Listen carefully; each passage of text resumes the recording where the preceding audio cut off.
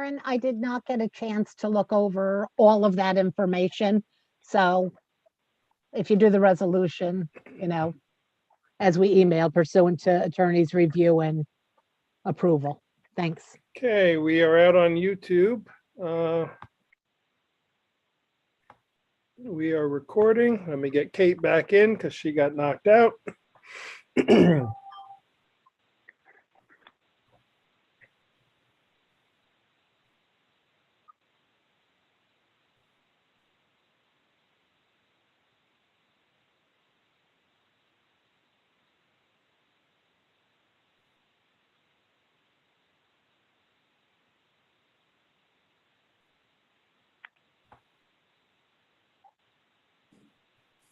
Are you all set, Kate?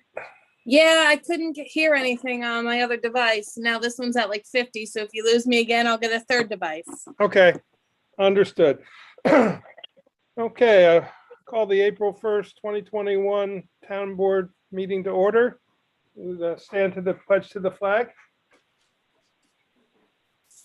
I pledge allegiance Allegiance to the flag of the United States of America and to the republic for which it stands, one nation, under God, indivisible, with liberty and justice for all.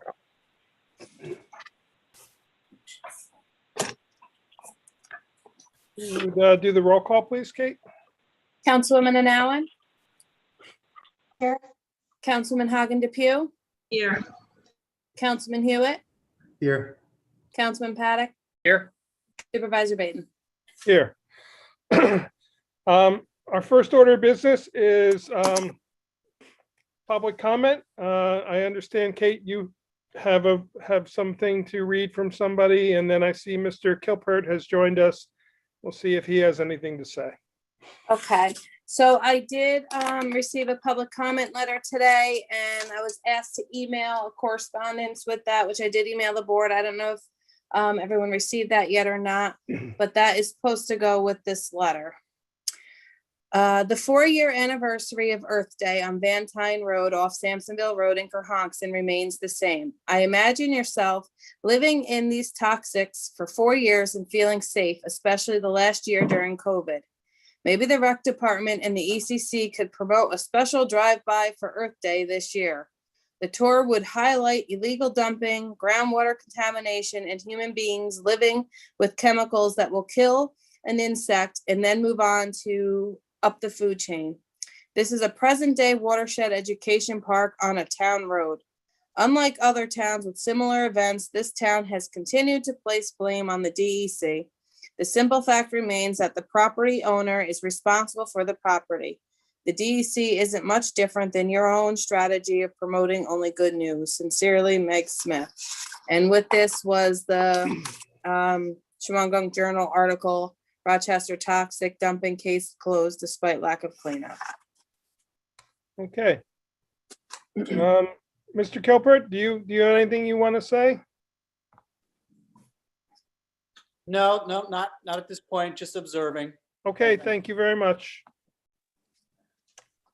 Next, attorney for the town report, Mary Lou, do you have anything? I sent you the information about the parking.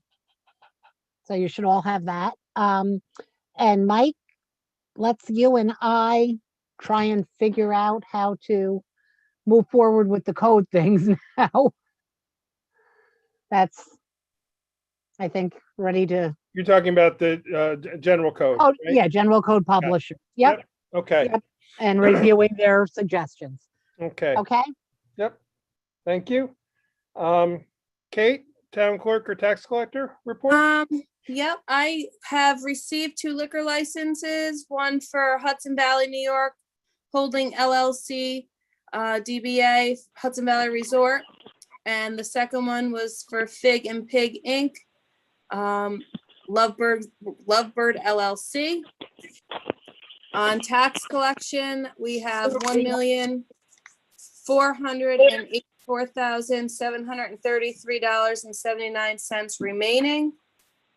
And for the month of March, we collected $391,291.81. And this month, unpaid notices will go out to all those that have yet to pay the taxes. and they have till June 1st to make payment. And that's all I have to report for now. Thank you very much. Jeff, Highway Superintendent report. You have anything to report? No, good evening. I really don't. We're just in the phase, in the getting ready for spring and summer, which is a welcome sight, of course. So, but other than that, no, everything's been quiet, which is the way I like to see it. So that's really all I have. I wanted to thank you for the, I was just saw them today. I'm not sure when they went up, the new signs in Accord with direction for the community center and the code enforcement office. Thank you very much for those. Oh, you're welcome. Aaron and I had talked about that a while ago, and I didn't say anything to the community center. I kind of wanted it to be a surprise, and we put them up about 2 weeks ago, and Okay. it seems to go Well, over very well. I So. admit I did not notice them until actually yesterday, but thank you very much. They Oh, look great, absolutely. too, 'cause they Welcome. really stand out. Yeah. I'm sorry. And I will tell you, the food pantry may be contacting you, asking if they could place a food pantry sign at the bottom of those to help direct, and I sent them your direction, so. Yes, I saw that email, and that's perfectly fine. I don't Okay. have any problem with that at all. In fact, matter of fact, I encourage it. Put it on that sign, and then it'll stay there, and nothing will happen to it. So that's Right. fine. Okay, thank you. The supervisor's report, the March 2021 report is not entirely completed since today is the first of the month. Karen is busy gathering all the AUD data to get that to our to our accountants by tomorrow. So she did not have the ability to print that out today. I will circulate that to the board members probably on Monday when she is able to print that report out, and we will get that to everybody. The financials received from the town clerk for the month of March, $48,589.34. Paid with abstract 15 of 2020, the general fund, $8,267.50. Paid with abstract 3 of 2021, general fund, $80,943.41. Highway fund, $52,673.68. Street lighting fund, $371.69, and grant fund, $1,905. That completes the JCAP grant that we received. The two porch roofs are completed, and we are going to enclose those columns yet. We will pay that out of a general fund. But that finishes up the JCAP grant fund that we were awarded. Monthly correspondence, I sent to you a number of informational items. One I want to highlight that we received today. It's from the Ulster County Soil and Water Conservation District. And it is every spring, they hold a fingerling sale for the convenience of local pond owners. And they sell fish running from size from 4 inches to 7 to 8 inches. Anyone who wishes should reach out to their office. The number is 845-883-7162. And this is also was posted on the town website today in the news section. So if anyone is looking for information about stocking your ponds, according to them, fish stocking requires a general permit from the DEC. If you are planning to stock, you need to contact the DEC to get the general permit. And the distribution is scheduled for Monday, May 17th at the district office in Highland. Also, we received a notice from the Catskill Watershed Corporation of their annual meeting. It will be held by Zoom, April 6, 2021. As we are members of that, any of our board members or the public, I guess, can attend. There's a copy of their agenda as well. We received a letter from Eric Humphrey, Park Superintendent, Minnewaska, and we'll be discussing that later on the discussion items. We applied to the Comptroller Office for an extension of the AUD from March to the end of April, and we received back almost instantaneously the reply back that we are extended, and also received a Department of Environmental Conservation notice of construction activity on Rock Hill Road, and they were sending a notice to the Code Enforcement Office and myself, notifying that they are potentially in violation of erosion and sediment control. And it was also sent to the person who owns the properties. The assessor's report, the same as with the supervisor report, Mr. Dunham was unable to get that completed today. COVID-19 report, we have 40 active cases in the town of Rochester. There remain 1,788 active in the county. And I saw a recent article that approximately 20% of the population has now been vaccinated. And as of yesterday, as of the 2 days ago, it is now open to anyone 30 and above. So the county and the state continue to have their local sites in New Paltz and in Kingston. Some pharmacies are now also administering vaccines directly through their pharmacies. So those locations exist. New York Rising update. We are completing contracts with the 3 vendors that were selected for the project.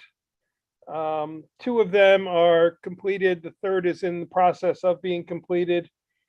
And I'm anticipating that hopefully sometime in this month, we will start to be able to start construction there, which for the first phase, obviously, will be demolition of the existing front part of the firehouse, and in plans to move forward with replacing that. Mike, do we have the names of the vendors again, just for the record? I don't have it in front of me, but those were the 3 bids that we approved. It was Meyer Contracting as the general contractor. I apologize. I don't have it right in front of me. Yeah. So, and the other 2 were for the, I believe it was the electrical and the HVAC. IT update. Today, actually, Fish was here on site, installing the 8 new computers that we ordered. Once those are completed, we will have the bulk of our computers have been replaced with newer, more efficient operating. They still have to come back and finish over at the community center with transferring some of the data, but we ran into a little problem today with the assessor's computer, in that the software that it uses with the county site was severely out of date. So we spent a little time, he spent a little time having to deal with communication with the county to get that updated to a more recent version. We were successful by the end of the day. So those 2 computers in the assessors are 100% up and running. The 6 additional over at the community center were installed, but the data has to be completed, being migrated over, but they're up and functioning and tested and working.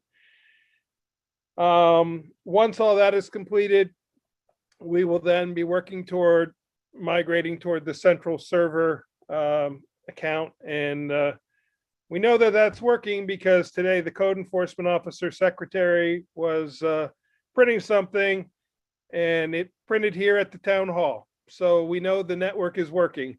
she grabbed the wrong printer, and it was a little dumbfounding to us when some things came out of our printer here, but we figured out what it was. So, Veterans Park, just to let everybody know, with the 3 trees that the 3 maple trees that we're adding in addition to the 2 lindens that were planted last fall, have arrived at Adams.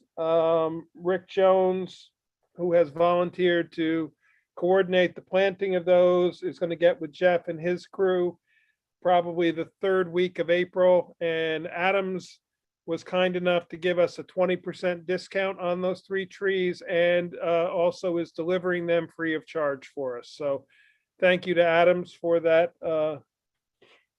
consideration. And park update, Jeff Fry and Adam Paddock and I, Monday marked out the relined out the where the field boundaries should be.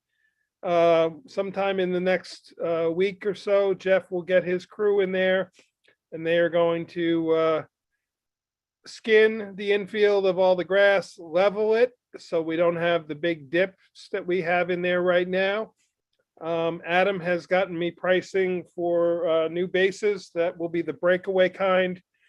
We're not trying to make this be a field where Little League games would take place, but it certainly, we want it to be able to be used as a practice field for the Little League, because they are really restricted, limited in how many teams can practice at a time with the limitations of the number of fields. So we don't ever anticipate that this is going to become a Little League field, because we don't have the distance, and outfield goes straight uphill.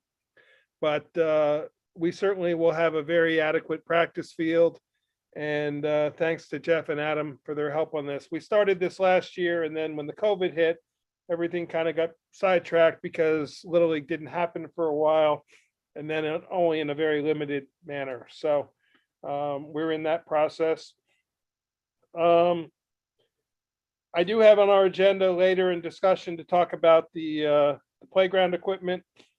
And Adam, do you have anything else up? Well, we'll get that to you when your liaison report. Actually, why don't we start with you?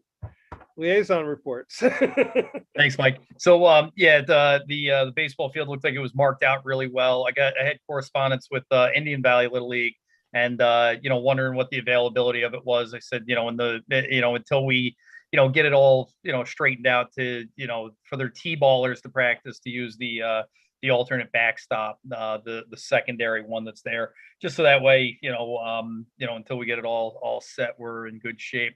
I have to apologize. I've been in meetings for several days for the first time in 15 months, which was weird and wonderful at the same time, but I am a little bit behind tonight, Mike. So I did see that we had Easter Bunny pictures taken with the rec department. I think that's fantastic. Yes.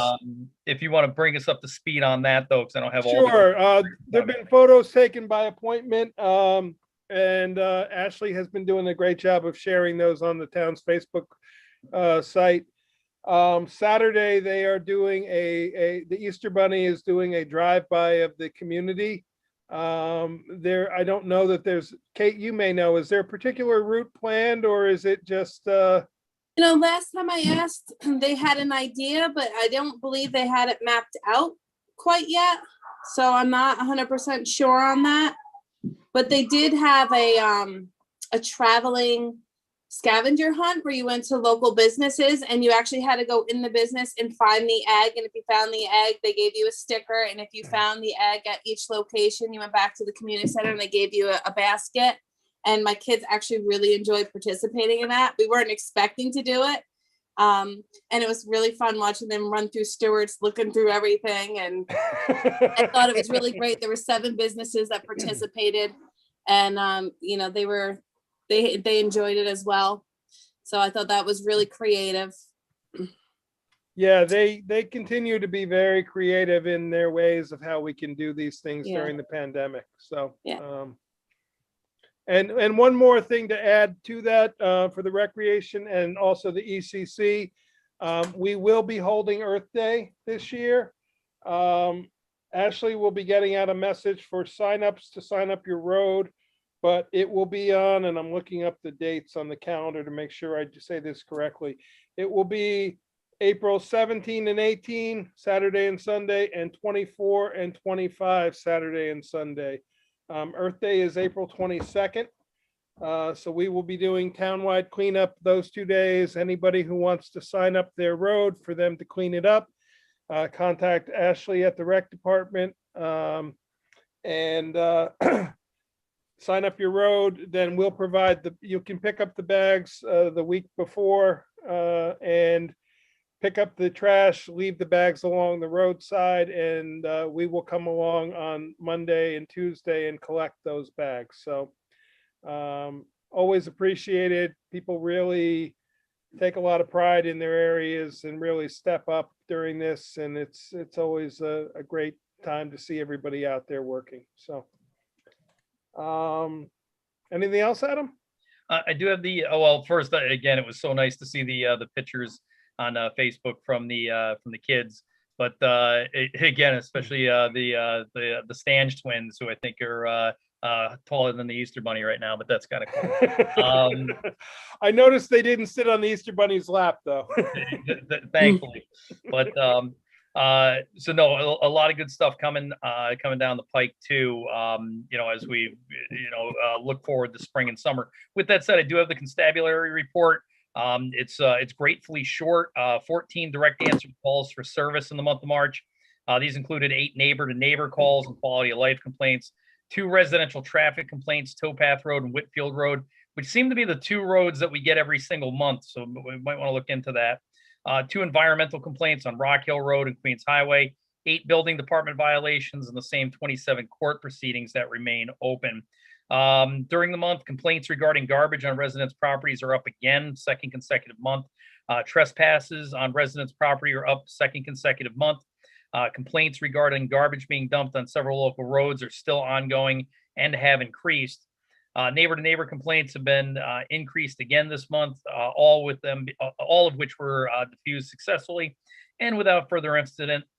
Disputes from last month have been closed out, and still many are ongoing and should be resolved in the next few weeks. Due to COVID-19 pandemic, we continue to have limited direct access with complainants, with proportional increase in direct phone calls. And that's from Rich Miller. So Mike, that's everything I got. Back to you. Thank you. B, anything? Nope, you're muted, B. Can you hear me now? Yes, we can. Okay, Thank you. I was wondering if they're going to, you mentioned something about closing in the area on the offices, going up into the offices at the court. I was wondering if we could get a nice white sign with black print maybe on it to hang between the 2 columns, parallel to Pawtucket Road, Sampsonville Road, that says offices. And when and if the other offices become occupied, we could then like put grommets or something and hang whatever else is in that building to the bottom of that sign and show what's in that building. Absolutely. I will get some dimensions and get with our sign guy, and we can certainly get a price to get a sign over there. I was thinking like a 2x4 that would fit between there, give us room enough for print. And, something that's going to show black, I think, on white, because most of the buildings are lighter color. Absolutely. Yep. Something simple that then we could grommet some, or, put screw-ins to the bottom and add signs to the bottom when and if the offices were used for something else. Okay. I will get with Jeff and we'll get a price on that. Thank you. Thank you. And also included, we approved this last month, but included in your packet was the formalized letter that was sent to the Justice Court with our 2020 audit report. And we had noticed that we had not been billed by the state for May and June. We had collected the money and it was remitted to the town supervisor. However, it was not charged by the by the Justice Courts of New York. And a couple weeks ago, we got the bill. So either They they caught got a up with message us. or either they saw our letter or they figured it out themselves, because we did get the bill. It was not there was not a lot of activity, obviously, in May and June. We were still recovering from the COVID, but there was some activity. So, Aaron, anything? Yes, just brief. I, like my fellow councilperson Paddock, have been a little busy. So I haven't gotten a chance to see how many more Town of Rochester library cards we have left. But I will do that very soon and update next week. ZBA has been quiet. The meeting was canceled last month due to no applications. So I did see, though, part of the correspondence that you sent us, Mike, was reports from both the Zoning Board of Appeals and the Planning Board. Yeah, that's the monthly attendance and training. Cool. So then the last thing, which I forwarded this to the board, I had correspondence with Charlie Whitaker, who's the Director of Operations and Safety at the UCRA, following our workshop meeting.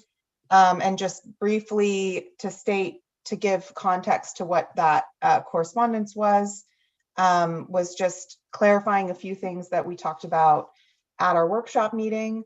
It also was helpful to talk to and email with Charlie, because it also opened up the line of communications with he and Jeff, which I think is good. And he just clarified a few things that came up. One, that the drivers, we had talked about calling in bins, and it was mentioned that the UCRA staff might have said, oh no, that bin's not full enough. But in their contract and also in their internal operations, the drivers are not allowed to make that call. So that was one thing that we should know. And then the other is that they did actually come that Saturday with an empty bin. So just really helpful to keep in mind to keep those lines of communication open. Then also we discussed a little bit the idea of a contingency plan for when, if we do get into a situation where we have a full bin. And he said we need to read some of the stuff, the compliance that we have with the DEC, because that might not be allowed. That like you have, I'm not aware, I was going to ask Mary Lou if she knew what those documents were, but that we have to have like a sketch plan basically of all the places that we're putting waste, and that they typically wouldn't allow waste to go in something that wasn't already like a waste container. So that, I thought those were really good points. And also I thought it was good to, we got some, just a reminder of our contract and some of the things in it. And it was a good reminder to me that we have a mutual relationship with that agency. And, you know, some of that stuff is really helpful for us improving our own operations. So that's it. Thank you. Okay. Chris, anything? Yes. When we spoke recently, I said that I'd swing by the community center to check out the pizza oven. Do you still want me to do that possibly Yes, for Earth Day? yes. Just for the board's information, traditionally we have had a pizza party at the community center as part of the Earth Day. Do you remember, Chris? Was it usually the Saturday or the Sunday in the afternoon? I think it was the Sunday as it was wrapping up as an appreciation pizza. That's kind of what I remember as well. So in the idea of possibly thinking about that, I asked Mary Lou if there was any regulations about it, being that it's outdoors. We could potentially have it. People would obviously have to social distance. We would have to address any of those concerns, but before I even considered it, I wanted Chris to check out the condition of the pizza oven, make sure it was usable, because we have not used that now in 2 years. So he was going to find out for me, and if we are able to do it, I thought it might be a good way to sort of dip our toe into the water by having the Earth Day and having that little celebration afterward. Normally, we don't get more than 20 people, and it is outdoors. So, And I'll bring to-go boxes just in case someone wants to take a pizza to go Yep. to minimize the crowd. but we've just always done that as a kind of a thank you to anybody who wants to drop by, who's helped clean up the roads. And like I said, it's normally we get maybe 20 people or so. Great. I'll keep you posted, Mike. Yep. The third Thursday for the ECC in April is April 15th, and I'll be speaking and updating the Watershed Park presentation, doing a little bit of spring research, and one of the members of the ECC offered 4 of his crew members to help clean up some of the invasive species as a first step. But the April 15th presentation will be an opportunity for the community to hear what's happening and what the ECC is talking about at this stage. Also, there will be a May 22nd cleanup of those invasive species. It's being planned with the ECC right now. And some wood chipping is possible because one of the ECC members has the insurance and the guys to do some wood chipping for wood chip pile for trails. On May 1st, Riverkeeper is doing a cleanup, and ECC is launching at the boat launch across from Sages Loop Road and doing a cleanup with Riverkeeper May 1st. And there's information on the website about that. Judith Karpova has been doing research about culverts and underpasses and wildlife corridors, which got some recent attention. But Chris Spatz, just one of the pro bono consultants, just did some additional research with wildlife photography and tracking of what types of species cross 209. And finally, I think that letter from the resident was interesting about education around toxic dumping. I think your quote at the end of that article, Mike, was very good about how it's such a shame that it's been this long that those piles are sitting there, and it's about liability and passing the buck sometimes. And whoever takes care of that pile will be monitoring those piles for decades to come. So I will talk to Madeline about what maybe the ECC can do, even as far as taking the conversation a step further. And that's all I have. Okay, Mike, can I make a comment? sure. Chris, did you get a chance to look at the last EEC meeting on Zoom or YouTube or whatever it's out there on? I attended last month, the recent one last week, or? Yes. Did you No, I get a wasn't. chance? Okay. I think you may want to look at that. There's some very interesting things that happened during that meeting that I think the town is going to hear about.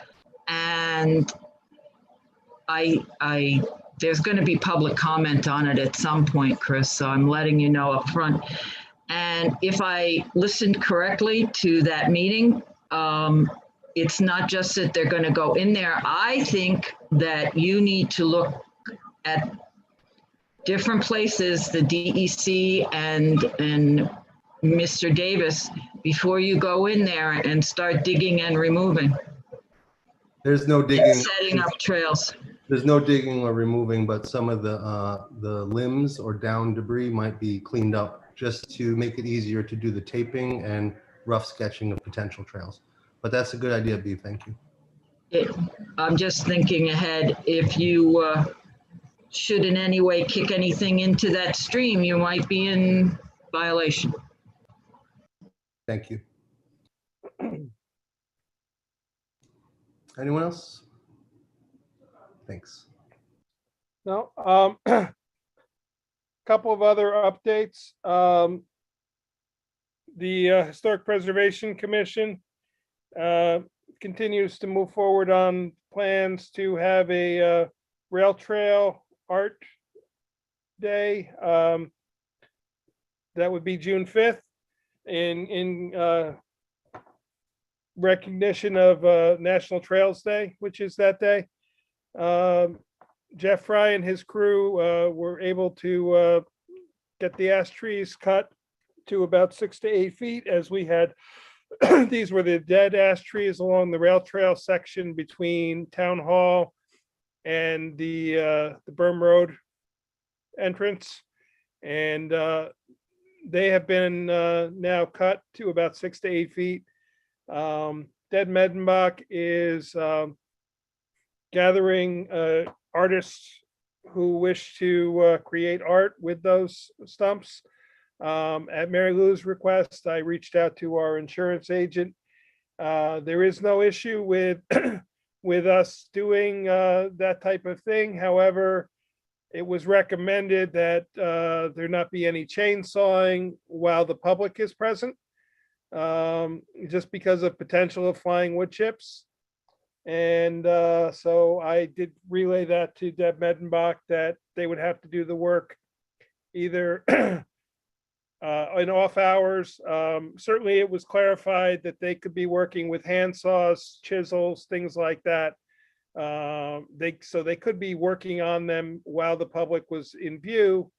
They just couldn't be using a chainsaw while the public was in view. So we have clarified that with our insurance agent. And so that's the plan. There were 12 that we cut down, and I think they're meeting to discuss other ideas. There was an idea of having contacting, and I may have the organization's name wrong, but the Hudson Valley Woodworkers, who does a lot of whittling and those type of those types of activities, and maybe having some of those people here.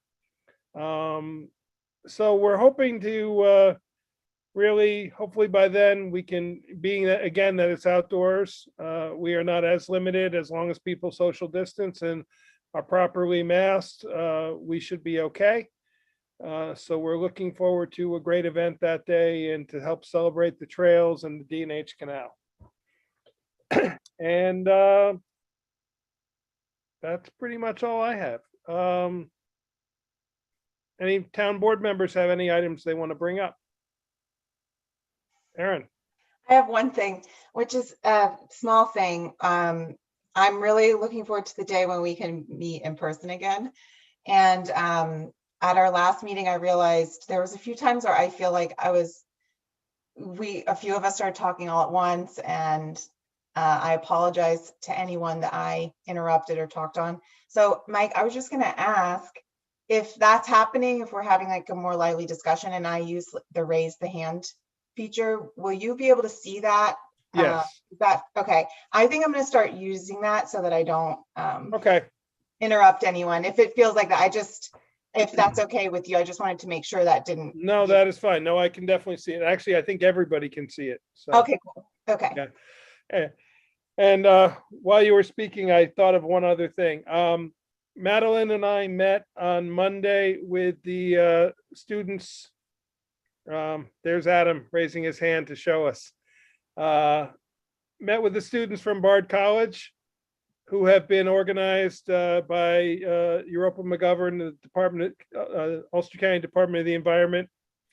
And we have provided them all our documents, our zoning laws, our comp plan, many of the other documents that have been produced over the years.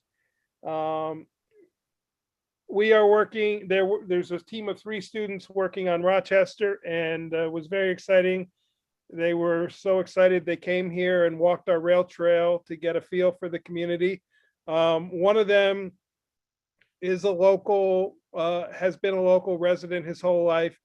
The other 2 are not from the area, but and then the town of Ulster is the other group, and they have 3 students. And this is in the graduate program, and it's pretty accelerated because they graduate or they will be not graduate, but their semester is done mid-May.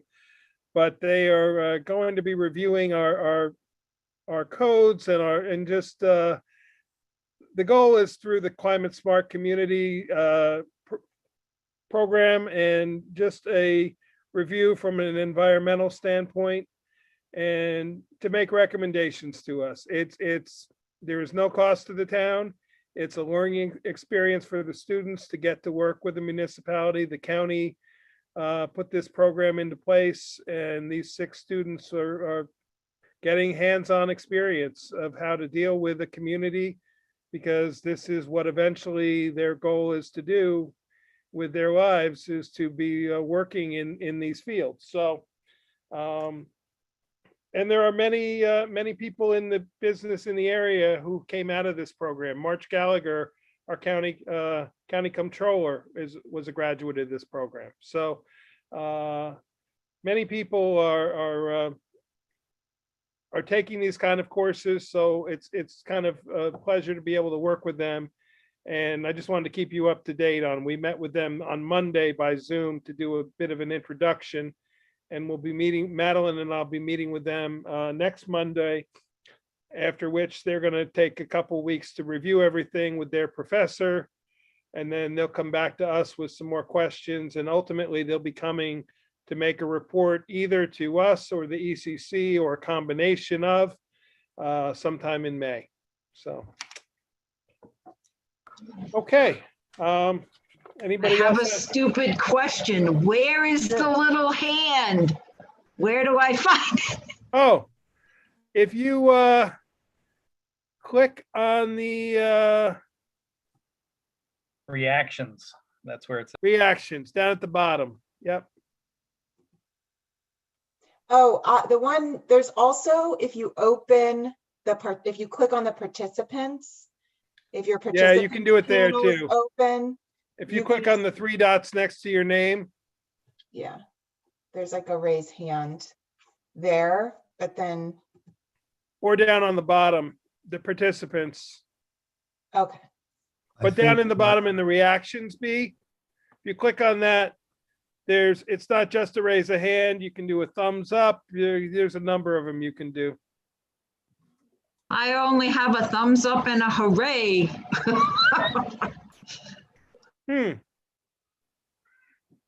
Well, Try this. yeah, you could always just raise your hand.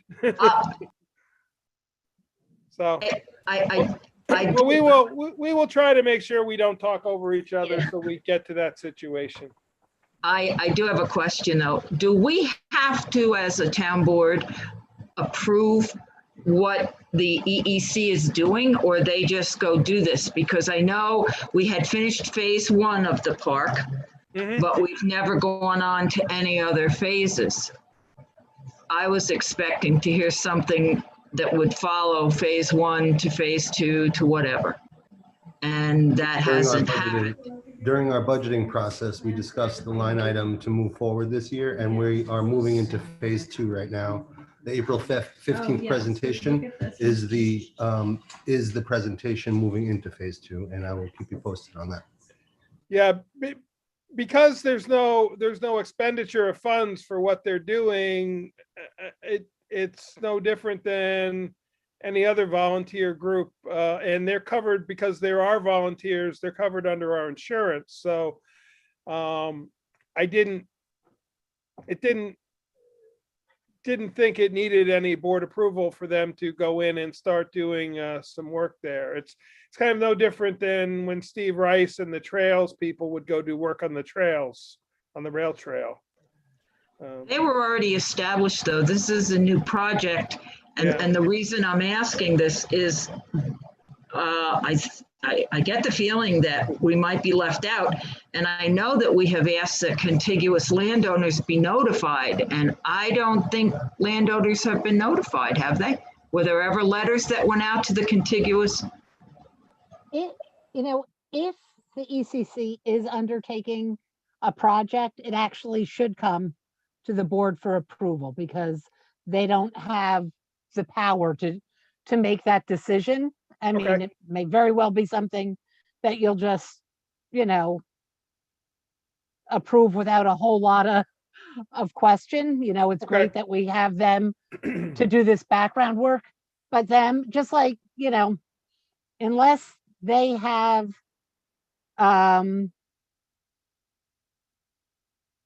The word left my head. Uh, unless they're, whatever word it is to make decisions. If that's what, like, planning board committee. They don't, they're autonomous. Their They're not mission. autonomous. Right, with- right. Okay. They should be coming to the board before taking actions. So Chris, then if you could put together a bullet point for the board to take action on then at a future meeting, that would be appreciated. What is the action? We'll need a bullet point list of what the ECC is going to do on the park, in the park, before they actually do it. Sounds good. So the board will need to approve that. Okay, great. Thank you. Okay. Anybody, other board members? If not, we'll move into resolutions. First resolution is town board accepts the minutes of the March 4th, 2021 regular meeting as amended, the March 11th, 2021 public hearing, the March 23rd, 2021 public hearing, and the March 25th, 2021 workshop meeting. Do I have a motion? I'll make the motion. I'll second. Second. Any other discussion? There were a couple changes that I emailed to everybody and Kate has made them. So hearing nothing else, Kate, roll call vote? Councilman Anawen, Aye. Councilman Hagen Depot, Aye. Councilman Hewitt, Aye. Councilman Paddock, Aye. Supervisor Baden. Aye. Next, this is a recommended resolution. The town of Rochester accepts donations as follows. $20.09 from St. Pauli Textile East, Inc. $50 from Adam Paddock. $350 from the Stewart Shops as part of the Stewart's Holiday Match Program. I didn't have the amount when I made the agenda, but it is $40 from the Kerhonkson Accord Jewish Senior Citizens. $202 in cash donations given by people who picked up food on the St. Patrick's Day luncheon, and $2,500 from the Michael Oremus Foundation. Do I have that motion first? I'll make the motion. Do I have a second? I'll second. Okay. I want to let people know the Michael Oremus Foundation has been very giving to the community every year. And this year, the woman said, who administers that program, said to Ashley, we don't know if you're going to have your summer program. They've always donated to help assist defray some of the expenses of the summer program.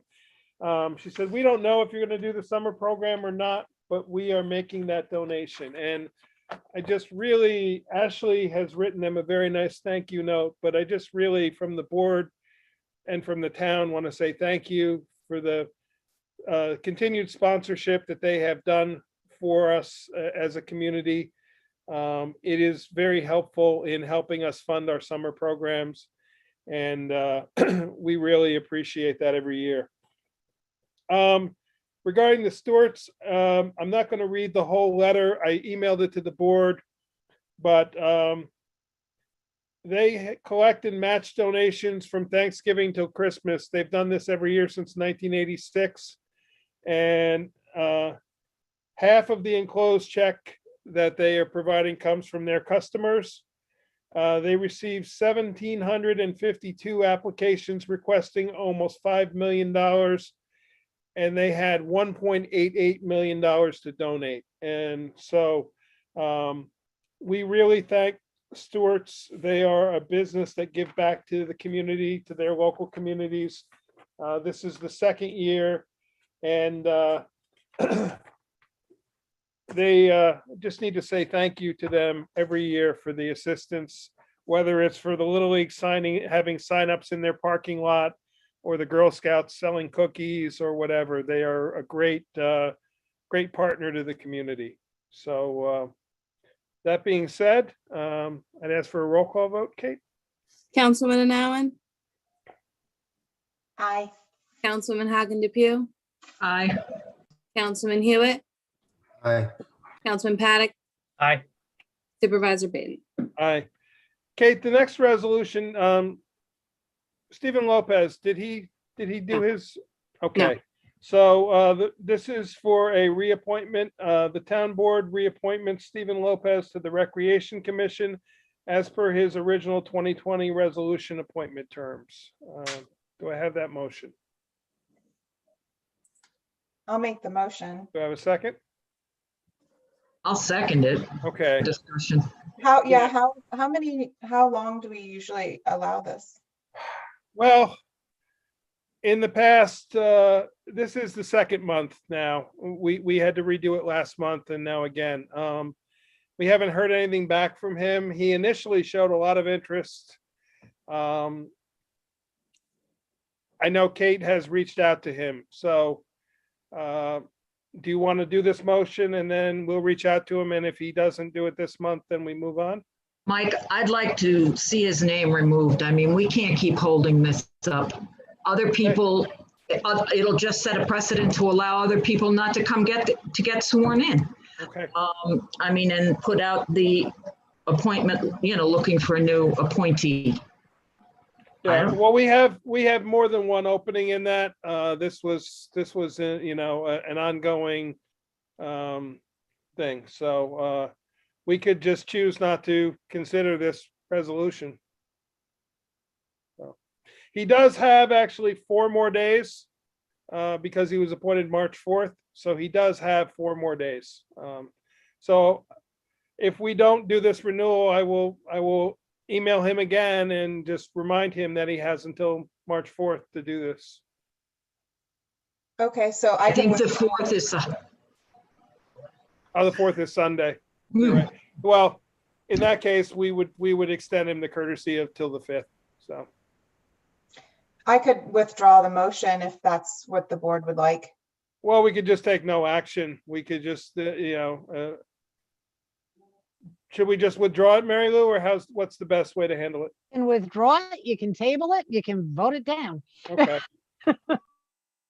If you want to withdraw it and you second it, so we'll withdraw the motion, and I will email him and just make notice that he has until Monday to be sworn in. Okay. Resolution D, the town board. Actually, Adam, I'm going to let you make this resolution if you wouldn't mind, since you are the chair of that organization, that commission. Okay. And Mike, I apologize. I just got back. I don't even have Okay. the paperwork in front of me. I'll go I ahead and read it, appreciate and that then very you much. can make it. I Yep. apologize for being. Don't apologize. So the town board appoints Chaplain Stephen Roberts to the position of Board of Ethics alternate member for a term to end December 31, 2023, and requests the town clerk notify of the oath of office requirement. So if you want to make that motion, Adam? I would like to make the motion. Yeah. I'll second. Second? Chris? Okay. Any discussion on this? This was the new position. We did hear back from the state that the position, the local law was posted. I'm very happy we were able to do this. I enjoyed his interview. It was tough. It was tough to decide.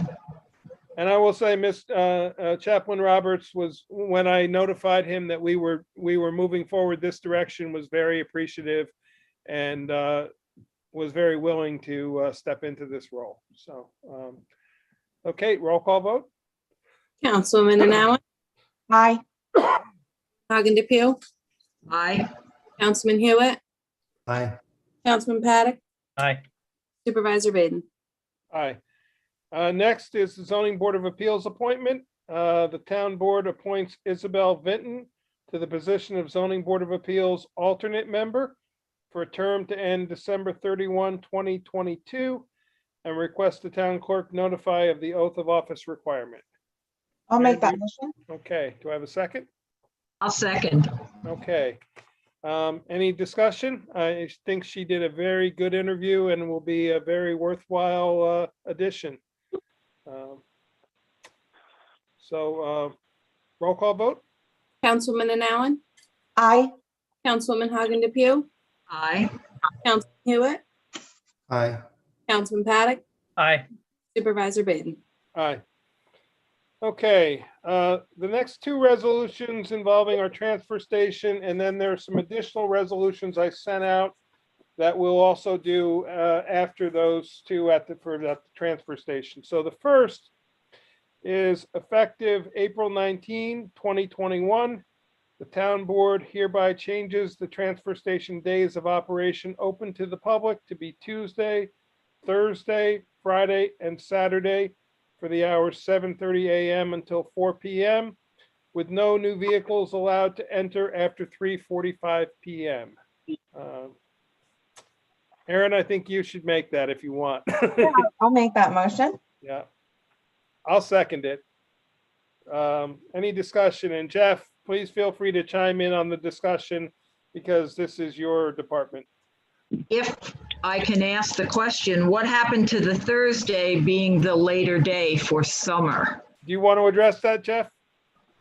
Yeah, Mike had mentioned that to me, and I had said to Mike that quite honestly, many of the residents that have mentioned to me about being open an extra day never had a problem with the hours that we were open, because many of them came in on Tuesdays and Fridays during the day.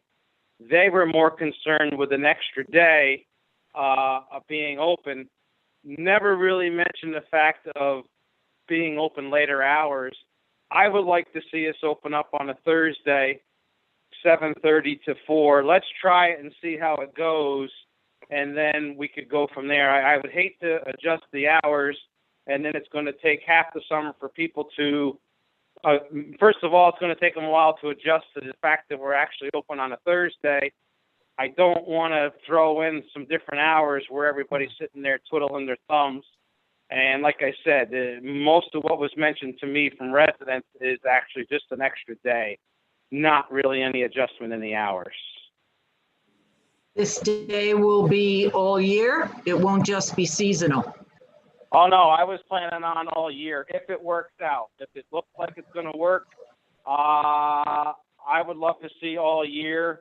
And down the road, like Aaron and I had talked, maybe even 5 days a week. I think we have enough residents that use the transfer station that it will sustain 4 days a week all year round without a problem, I believe. We also can monitor it, and if we decide in the winter hours we need to cut back a day or cut back hours, we can always adjust the schedule accordingly. Can we get polls for 4 days, Jeff? I'm sorry. Say that again, B. I'm sorry. Sure. Can we get polls? Does the county Yes. have enough drivers for 4 days for polls? They didn't have enough Yes. for 3 days. They're gonna have enough. Oh, for no. We certainly, Charlie Whitaker just had asked that we give him 2 weeks notice, and which we will do, and we will not have a problem getting the extra polls for a Thursday. Actually, it's going to make, I'll be honest with you, it's going to make it easier because it gives us one more day that we'll be in there so that we can monitor it, and we will not have a problem with the polls, none whatsoever. If I could just add that I think I just want to support what Jeff just said, because I do think the county has the resources to service us, but I think part of it is the scheduling and relying so much on Saturday, which is in their contract. They have limited service. So I think being open 3 weekdays and having Jeff there and the staff there to call things in ahead is going to make it a lot easier, actually. They also do polls on days we're not open, and as long as we know they're coming, that's easily arranged. So they currently do polls Monday through Friday. Saturday is really the issue when they have trouble doing large amounts of polls because they have less staff on Saturdays. So in many ways, this may help them because, say, for example, we have a heavy couple Monday, Thursday, they can come poll on Friday. Whereas if we have a heavy Tuesday, Friday, then we got to get them in there on Saturday, and then that's when we run into trouble. So. Yeah, and their service is limited on Saturday because they're just as busy as we are. It's very busy there on Saturdays too. So I think this will actually help with the management of calling in before, we're supposed to call in before 1 p.m. to get the poll to happen the next day. So I think it'll help. And the reason doing this for the week of April 19th is they do require 2 weeks' notice. So if we do adopt this resolution, we'll notify them tomorrow of the change. And that would be the week of the 19th. So coincidentally, our first Thursday open would be Earth Day, April 22nd. Well planned. Happy accident. I discovered it today, courtesy of Kate and Chrissy. So, Chris, Adam, anything to add? Okay. So Kate, I'd ask for a roll call vote for that. Councilman Anowen? Aye. Councilman Hagen Depew? Aye. Councilman Hewitt? Aye. Councilman Paddock? Aye. Supervisor Baden? Aye. Okay, the next resolution, and Jeff can also explain this. This is at his request. The town board authorizes an increase in work hours for Stephanie Zanaboni laborer transfer station from 24 hours per week to 32 hours per week. I'll make the motion. Yeah, do I have a second? I'll second it. This is, I apologize, I misspoke. This is in relation to the fact that we're going to a 4-day work schedule. So she is currently approved for 24. We would be moving her to 32 to work the 4 days. Okay, so she's able to work this even with her job at Napa or wherever she was working? Yes, this won't interfere with that at all. I had talked to her about it. She is more than happy to do the 4 days a week, very eager to do the 4 days a week. So there will not be a conflict at all. Thanks, Jeff. You're welcome. Okay, Kate, roll call vote on that. Councilwoman Anowen? Aye. Councilman Hagen Depew? Aye. Councilman Hewitt? Aye. Councilman Paddock? Aye. Supervisor Baden? Aye. Next resolution this is the added resolution about the municipal acceptance at the transfer station. And Aaron, I'm going to turn it over to you if you have it handy to read, because you can certainly explain this better than I can. Yeah, sure. It's a little long, so I apologize in advance. Okay, so recommended resolution, I'll make this motion.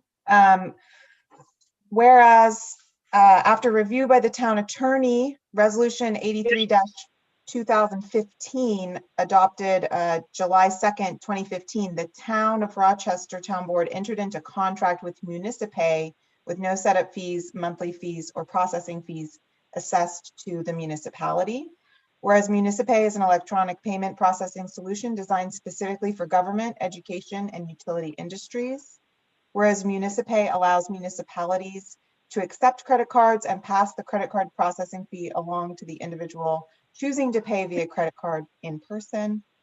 Whereas Municipay offers a credit card processing unit for a one-time purchase fee that is secure and allows cards to be processed through chip reader or through swiping. Whereas several departments in town currently utilize Municipay to accept credit cards, whether accepted over the counter, via phone, by email, or online, are captured in one comprehensive reporting system. Whereas Municipay offers an online interface that allows a single town department to have its own login and can limit access only to that department's fee schedule and reporting, which would allow each individual purchase that occurs in person to be paid for through payment via credit card with a fee, or with a check or other payment method such as punch cards through no additional fee.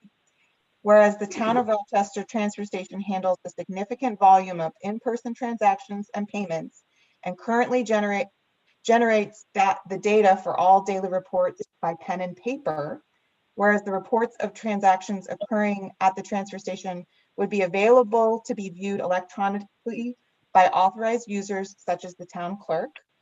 Therefore, the town of Rochester board hereby authorizes the town transfer station department head and the town clerk to work with Municipay to create a special transfer station login and interface that includes all services offered at the transfer station and their fees, and to integrate with the town clerk's office according to the town clerk's needs, pending attorney review and approval of the merchant services and processing agreements. Okay. So Aaron's made that motion. I'll second it for discussion. I'll open it up to questions, and Kate, if you can probably answer many of the questions. So, and Jeff, please feel free to chime in here. So, Will we be posting a notice? Do they, the person, if I'm going in there and I'm going to use my card, do I pay a 3% fee or something on top of whatever it would be? Yeah, and we would, Jeff and I talked about having a sign like at the window that says that really big, because we would want people to know that they would probably, the way we discuss is they would probably use it the way they do checks, where they'll buy a bunch of punch cards all at once so that it's not a big expense. and correct me, Aaron, it's not a percentage, it's a $3 service charge, I believe, no matter the amount. Up to Is that correct? up to $113. Okay, After $113, they do a 2.75%. okay. So anybody less than $113 transaction, which is probably the bulk of our transactions at the transfer station, are unless it's somebody coming in with a large amount of waste. Which they can't do anymore, really. So. Right. And then just to explain the pending attorney review is, we do work with Municipay, Kate does, but the way to do this so that it works really well for the clerk's office, there'll be a named account so that the deposits in the reporting go under that account. And so we technically have to fill in a brand new application for that. So the service agreement has been updated since the one that we signed in 2015. So our attorney would just like to review that for anything, just because it's not exactly the same. So Aaron, we might need to amend the last bit of the motion then to just say to allow the supervisor to sign the agreement pending attorney review. pending attorney review. Okay, Yeah. I accept that. Yeah. And then Kate, you just signed out on another account. Is that you? Yeah, and I Okay. wanted to make sure it was working. That's okay. I just want to make sure you weren't being cloned somehow. Are there any other questions? Jeff, do you want to add anything on this? No, I just, after being there, as much as I am there and watching how they do things now, I mean, I understand it, but I believe that this type of system will make life a lot easier. I do see them scrambling at the end of the day to do everything on paper, and they spend the entire day writing things on paper. I mean, I get it. As a backup, that's great, but I think that that this system will make a big difference and make their lives a lot easier. And I'm looking forward to seeing how it works. So Aaron, if somebody doesn't pay with a credit card, the information is still added in the system. There's just no charge. correct. Okay. So I think the way I would, want to work with Jeff and the staff there, bare minimum, we want to capture any credit card payments pending the board's approval tonight, and check and money order payments, because that's what needs to be captured the most in the reporting. But I think we would want to trial to see if we could put most interactions through so that we would have a very accurate report of the services that are being utilized and the number of people that come through. So we would, I'd want to work with the staff there and make sure that is something that would be sustainable to do all of them. But at the bare minimum, it could be any time that there's actual money being exchanged hands, which is what our report captures currently. And then the other report, which essentially captures if somebody pays with tickets, there's still there's still a record of what they brought in, so that would still be captured as well? If we did that, currently when someone pays with a punch card, that's not really captured anywhere except there's like, they make tick marks for the bagged garbage, but not any other items. Well, if they come in and if they pay for tires or something like that too, because we made all our Yeah. punch cards, we made all our prices in $2 increments so people could pay with punch cards. So if we're gonna track tires and things like that, we do need to track if they pay with a punch card, just the same as if they paid by a check. I agree. We'll have to figure that out because right that's now- part of the goal. Right, that is the goal. So I agree. I'm just saying currently, if someone pays with a punch card, there's not like a log of that transaction anywhere. No, unless it's an item that's already tracked. Exactly. And Yeah. so the goal with this is to track every single transaction. I think there's going to be Okay. a 2-week or so training period where Sure. we'll need to ease into it, but I'm available for support in that. And we'll have to set this up with Municipay. It's probably at the earliest we're looking at is the beginning of May, I would think, by the time we get it set up and get They it said it's 2 organized. weeks. Yeah, they said it's 2 weeks to process the new application. Okay. So we're probably a month away then. Maybe they give you an entity where you could label that would fit, put in their labeling that would fit for punch card. Maybe they don't Yeah. have punch card, maybe they have something else. Yeah, that's what we're going to use. Actually, because we don't accept cash, the idea that I came up with the Municipay rep was to use the cash option, and that would always be cards. punch card. Yep.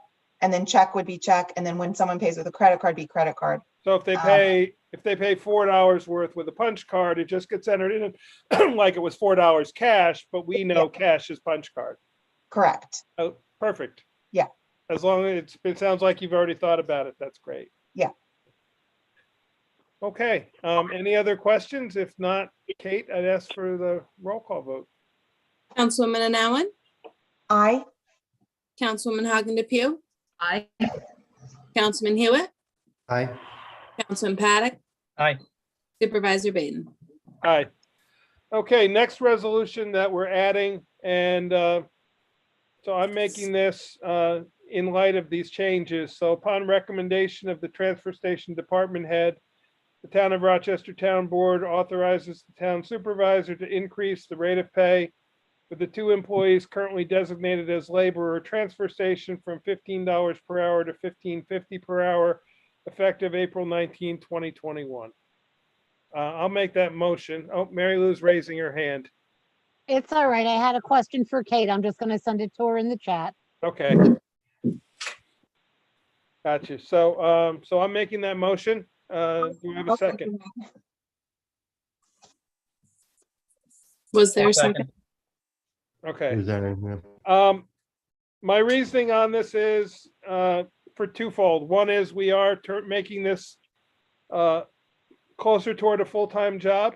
It is no longer a 3-day-a-week job. It's going to be a 4-day-a-week job. It also, we're asking them to learn a new system. It's going to involve a little more work on their part.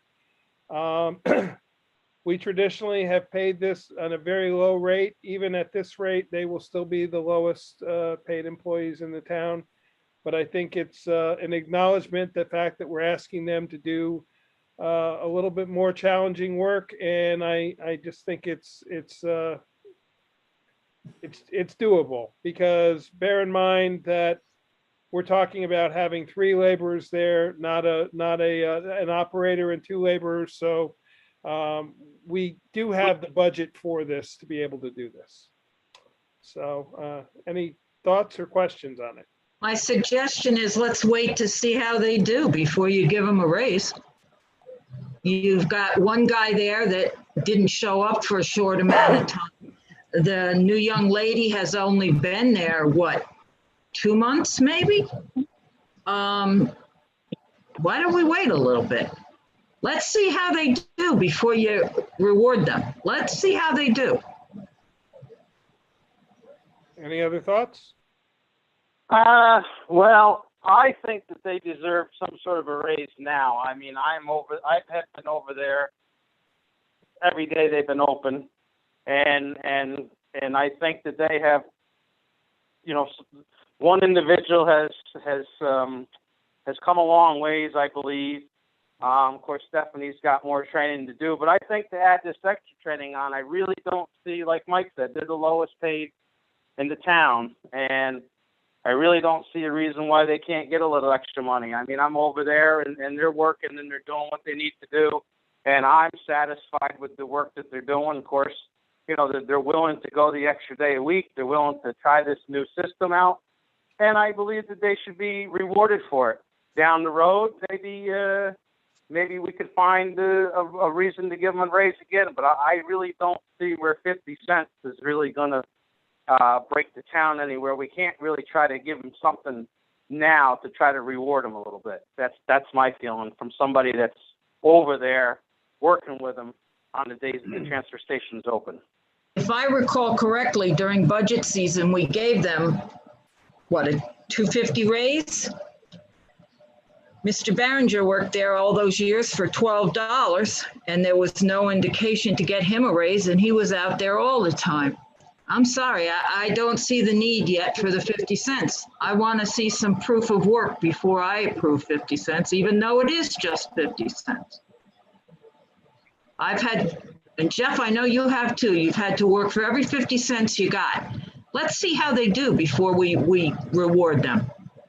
I've seen how they've done, B. I've seen how they've done. I've been there. There isn't anybody that can tell me other than Aaron about the work that they do, because I've been hands-on with them. I've been there working right with them, watching them crawl in bins, watching them drag stuff out. I think they deserve the 50 cents. I think it's a slap in the face not to give it to them. I think they deserve more than 50 cents, but I think 50 cents is a good start. And I'll be very disappointed if they don't get it. And this is coming from somebody that you know, has been over there and is trying to get things going in the right direction. And I honestly think they deserve it. And I'll fight tooth and nail right to the bitter end to try to make sure that they get it. Okay, any other? And one other thing, they're not the lowest paid employees of the town. The constables are. That is true. And the other thing is, again, Jeff, I'll agree to disagree with you on this, but I'm not willing to do it. You're there every day.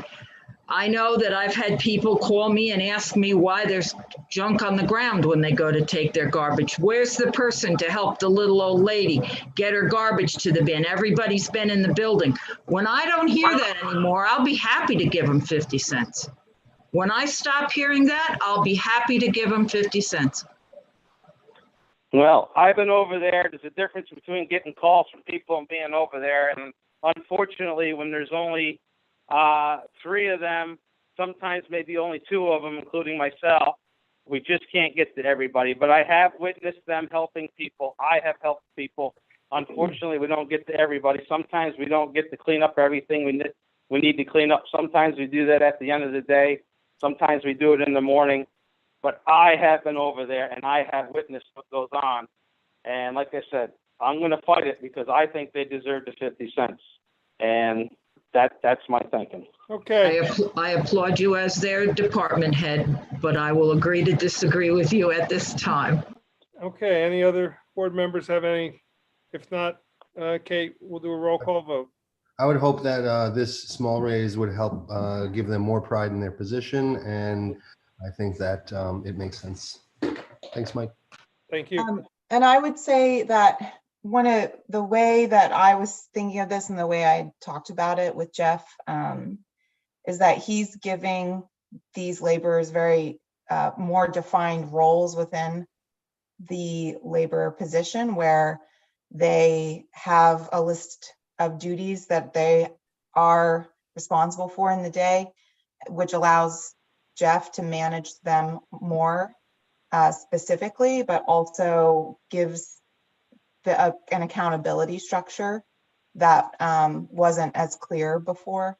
So I support it in that way. I think that we should keep the base rate of pay at 15 per hour because we're talking about hiring another person. And if that's something that we're going to do, where someone goes to a new role, that there is a more individual role, then they could get that little bump. But that's the way in which I was thinking about it, and that I support this type of wage. I do want to say that I think we need to reevaluate our wages across the board, because we keep doing these ad hoc wage increases that I think they leave other town employees out, when, you know, I'm glad that we have a department head here to make a case. But as B brought up, there are other departments or other employees that, you know, are working very, very hard and have been working especially hard during COVID. And I'm sure that they would also appreciate this kind of consideration. And you make a good point, but if Jeff has to be there every day, if he's given them specific duties, don't you think by now, if they want this 50-cent raise, they should be able to do these duties, and he should be able to drive through and not have to stay there all day? They should be working on their own. I'm only there, Beat, to learn. I'm there to learn the same as they are. I go over there to try, because Dave's there. So I try to go over and learn as much as I can about the job from Dave. I've met Aaron over there a few times to learn things. That's the only reason why I'm there. I've been in the highway department for 31 years. So I really don't, you know, I'm learning every day there too, but I don't necessarily, I have a great crew, so I don't necessarily need to spend a lot of my time there. Transfer station, I don't know a lot about. I'm learning. So I go over there to try to learn and to try to, you know, different residents come up to me and they have suggestions, and that's the reason why I go over there. That's kind of my school, and the only way I learn how to do it is hands-on. So that's why I spend as much time over there as I can, because that's the only way I'm going to learn, is by being over there. Not to babysit them. They don't need to be babysat. They're working on their individual roles. They're working into it. But I need to go over there and learn what the price of stuff is, how the the bin pools work and stuff like that. And I'm not going to know that if I'm not over there learning as much as they are. Adam, you raised your hand. Do you have something else to add? Yeah, I like using the hand raising so I don't talk over anybody. But you know, I agree with Jeff. You know that you know, when people do good work, they deserve a livable wage, and anything, you know, even $15 an hour is tough. And we're asking these folks, you know, for 4 full days. It doesn't leave them a lot of time for, you know, other side work and things like that. I'd also say, you know, while our constables are paid and paid the least, you know, it's my understanding that it's largely voluntary, that you know, that they have a pride of performance, that you know, it's always been that way, that, you know, again, it's not that we don't want to pay them more. It's my understanding that it's largely unnecessary, although it is something that hopefully I'll be fighting for the constables the same way Jeff is fighting for the transfer station. I think the vast majority of the town is underpaid, quite honestly, including our supervisor. And when employees are underpaid, and you ask them to do an outstanding job, it is a slap in the face. But I also think that, you know, when we pay a person a proper wage, there's the expectation of excellent performance, but it also goes back to the fact that we don't have a spectacular performance plan in place. So while I think we are putting the horse before the cart a little bit, please let's pay the, you know, you said it's summertime, digging out maggoty bags of garbage in the 100-degree heat. Let's please pay these people the extra $20. It's $16 a week after taxes. You can't even buy a 12-pack after work. So please, let's pay these guys this.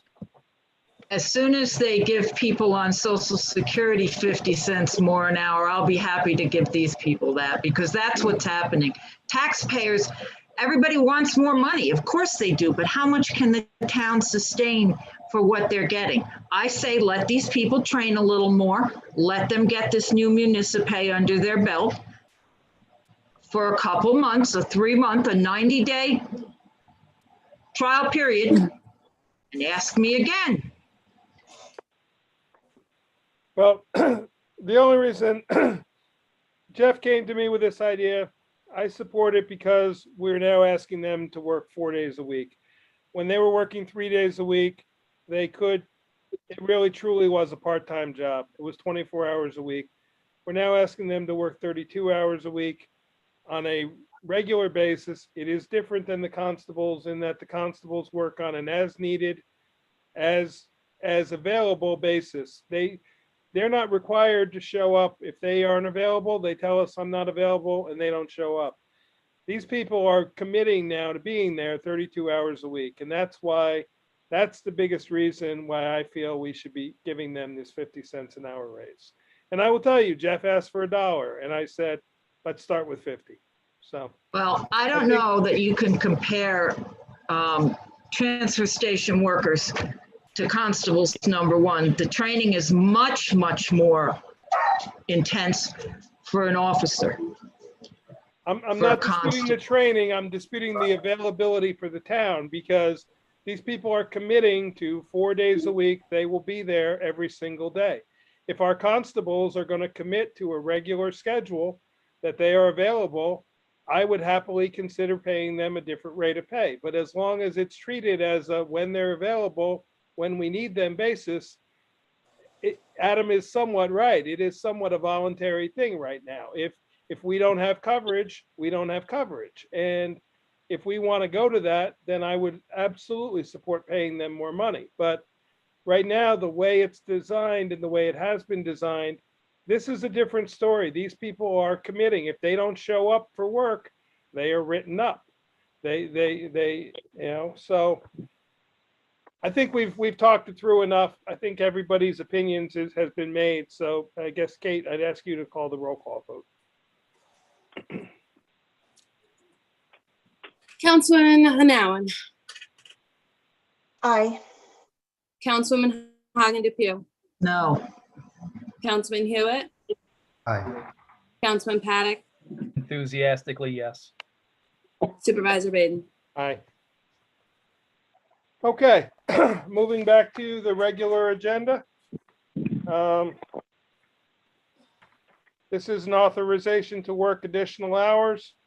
The town board authorizes Christine Farrar to work an additional 5 hours per week until April 30, 2021, in addition to normal work hours as first deputy clerk to assist the assessor and will be compensated at the regular rate of pay. I'll make that motion. Do I have a second? I'll second. This is a continuation of what we did for March. We thought that the employee would be back in April and is out for at least another 2 weeks. So we're going to continue this as needed. Is there any questions or discussion? It is allowing our assessor to keep up on top of getting paperwork addressed in those 5 hours a week. So, okay, Kate, roll call vote. Councilwoman Hanawan, Aye. Councilman Hagen DePew, aye. Councilman Hewitt, Aye. Councilman Paddock, Aye. Supervisor Baden. Aye. Walnut Brook, the request for the zoning district change. I prepared a resolution for the seeker lead agency status, which we would have to, we have to undergo seeker before we can do any decisions or have before public hearings. So because this is a type 1 action in a coordinated review, we have to send out intent to seek lead agency notice. Those agencies have 30 days to respond back, in which time we either then decide we are lead agency or we allow one of the other agencies to be lead agency. So this is the first step. So here's the resolution that I'm proposing. Excuse me. The Town of Rochester Town Board has received a zoning permit request to grant a zoning district overlay designation of economic enterprise overlay EEO from Walnut Brook LLC for the parcel. Sorry. For the parcel located at 5688 Route 209, Accord, New York, SBL 76.2-2-10. And whereas Walnut Brook LLC proposes adaptive reuse of the former Maybrook Lodge facility to construct a multifamily housing community with a mix of one family, two family, and multifamily dwelling buildings totaling 24 units and 40 bedrooms. Whereas the Town of Rochester Town Board, in consideration of this request, has determined this action in accordance with the provisions of 6 NYCRR Part 617 will be classified as a type 1 action pursuant to 617.4B3, 617.4B53, and 617.48. Whereas the Town of Rochester Town Board in turn intends to serve as lead agency for the seeker review, excuse me, of this type 1 action, and in this capacity will determine if the proposed action will have a significant effect on the environment. Whereas the lead agency will undertake a coordinated review of this action with these identified involved agencies. They are the Town of Rochester Town Board with an EEO zoning district designation, the Town of Rochester Planning Board with a site plan, the Ulster County Department of Health, which will review septic and public water supply, the New York State Department of Transportation, which will grant an access permit, and the New York State Department of Environmental Conservation, which will do speedies, SWIP, and review a named stream. Whereas, although not required within the law, the lead agency will undertake a request for input from these identified interested agencies: the Accord Fire District for fire and emergency access and safety, the Town of Rochester Building Department for the building permit, safety, and fire inspection, Town of Rochester Environmental Conservation Commission for environmental aspects, Town of Rochester Historic Preservation Commission for any historic or architectural aspects, the Ulster County Planning Department for site plan, Ulster County Ag District review and housing, and the Army Corps of Engineers because there is an NWI wetland on the adjacent property. Now, therefore, be it resolved, the Town of Rochester Town Board hereby designates its intention to serve as lead agency for the seeker coordinated review of this type 1 action and directs the town supervisor to circulate the lead agency notice, a copy of the EAF Part 1, and all documents presented to the town board to date in furtherance of this request to all involved agencies, who shall be given 30 days from the mailing of the lead agency notice to accept or challenge the Town of Rochester Town Board lead agency designation.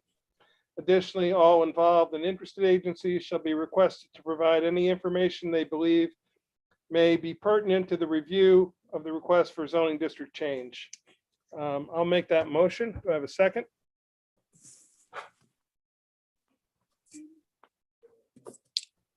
Second. Okay. Questions or discussion? And Mary Lou, maybe you can help explain the intent to seek lead agency. Does anybody have any questions about that? About what it is? I Okay. think everybody's been on planning boards or zoning boards except For the most Chris, part. so. I know, Mary Lou, I know what it is, and I want to know if this town board is in a conflict of interest to do this, because it was the supervisor who took this overlay idea to the applicant. The applicant did not seek out this on his own without being told, and the supervisor took this upon himself and did this, and has therefore interfered with the autonomy of the town planning board. I don't see any conflict and I'm not sure if the supervisor brought it to them, if they came and asked him, I don't know what happened. But in any event, if he made them aware of something that's in our law, that's okay. You know, that's fine. That's not a conflict. And you guys can have positions on anything you want as elected officials. It's different than being on a planning or zoning board where you can't take positions. As elected officials, you can take positions. I don't know that Mike was taking a position, but I don't see any legal conflict of interest. I'd like to respond to that because this is probably the second or third time at least that this accusation has been made. And they reached out to me and said, we have this property, we're considering buying it. What can we do with it? We want to do multifamily housing. And I ticked off the options and I said, and this was June of last year, almost a year ago. I ticked off the options for them. They then went to the planning board in October. The own applicant has explained both verbally and in the narrative that at that first planning board meeting, they did not feel that they were going to get the density that they needed to do this financially, and they applied for this application. They submitted all the information to us. I don't deny, I told them about it. I don't see that as being a conflict of interest. And it's beyond frustrating that I sort of keep getting accused of this conflict of interest because I told them about an option to them that is in our zoning code. It's no different than somebody going to talk to Jerry and Jerry telling him or anybody else. He said, what are our options? And I told them what the options were. What bothers me in this is that you could have sent them to the chair of the planning board, or you could have sent them to Jerry. With your expertise, I understand why you did what you did. However, I did send them to Jerry. I said, all this is Jerry's determination. I said that emphatically, but I said, these are some options, keyword options. I didn't tell them what to do. They went the planning board route originally and decided, they changed their mind. When they got to the planning board, they were hearing a density of 8 or 10 units. And when they, quite frankly, personally, I disagree with that, but that was the planning board chair's opinion, and that was presented to them. So they changed their mind and they approached us with this topic. We have the, we can, as a town board, we talked about this at the last meeting and Mary Lou agreed. We could do nothing, but as Councilman Paddock said, it's an opportunity for housing. So you may disagree with the way it got to us, but it's still, nonetheless, it's in front of us. So we owe them the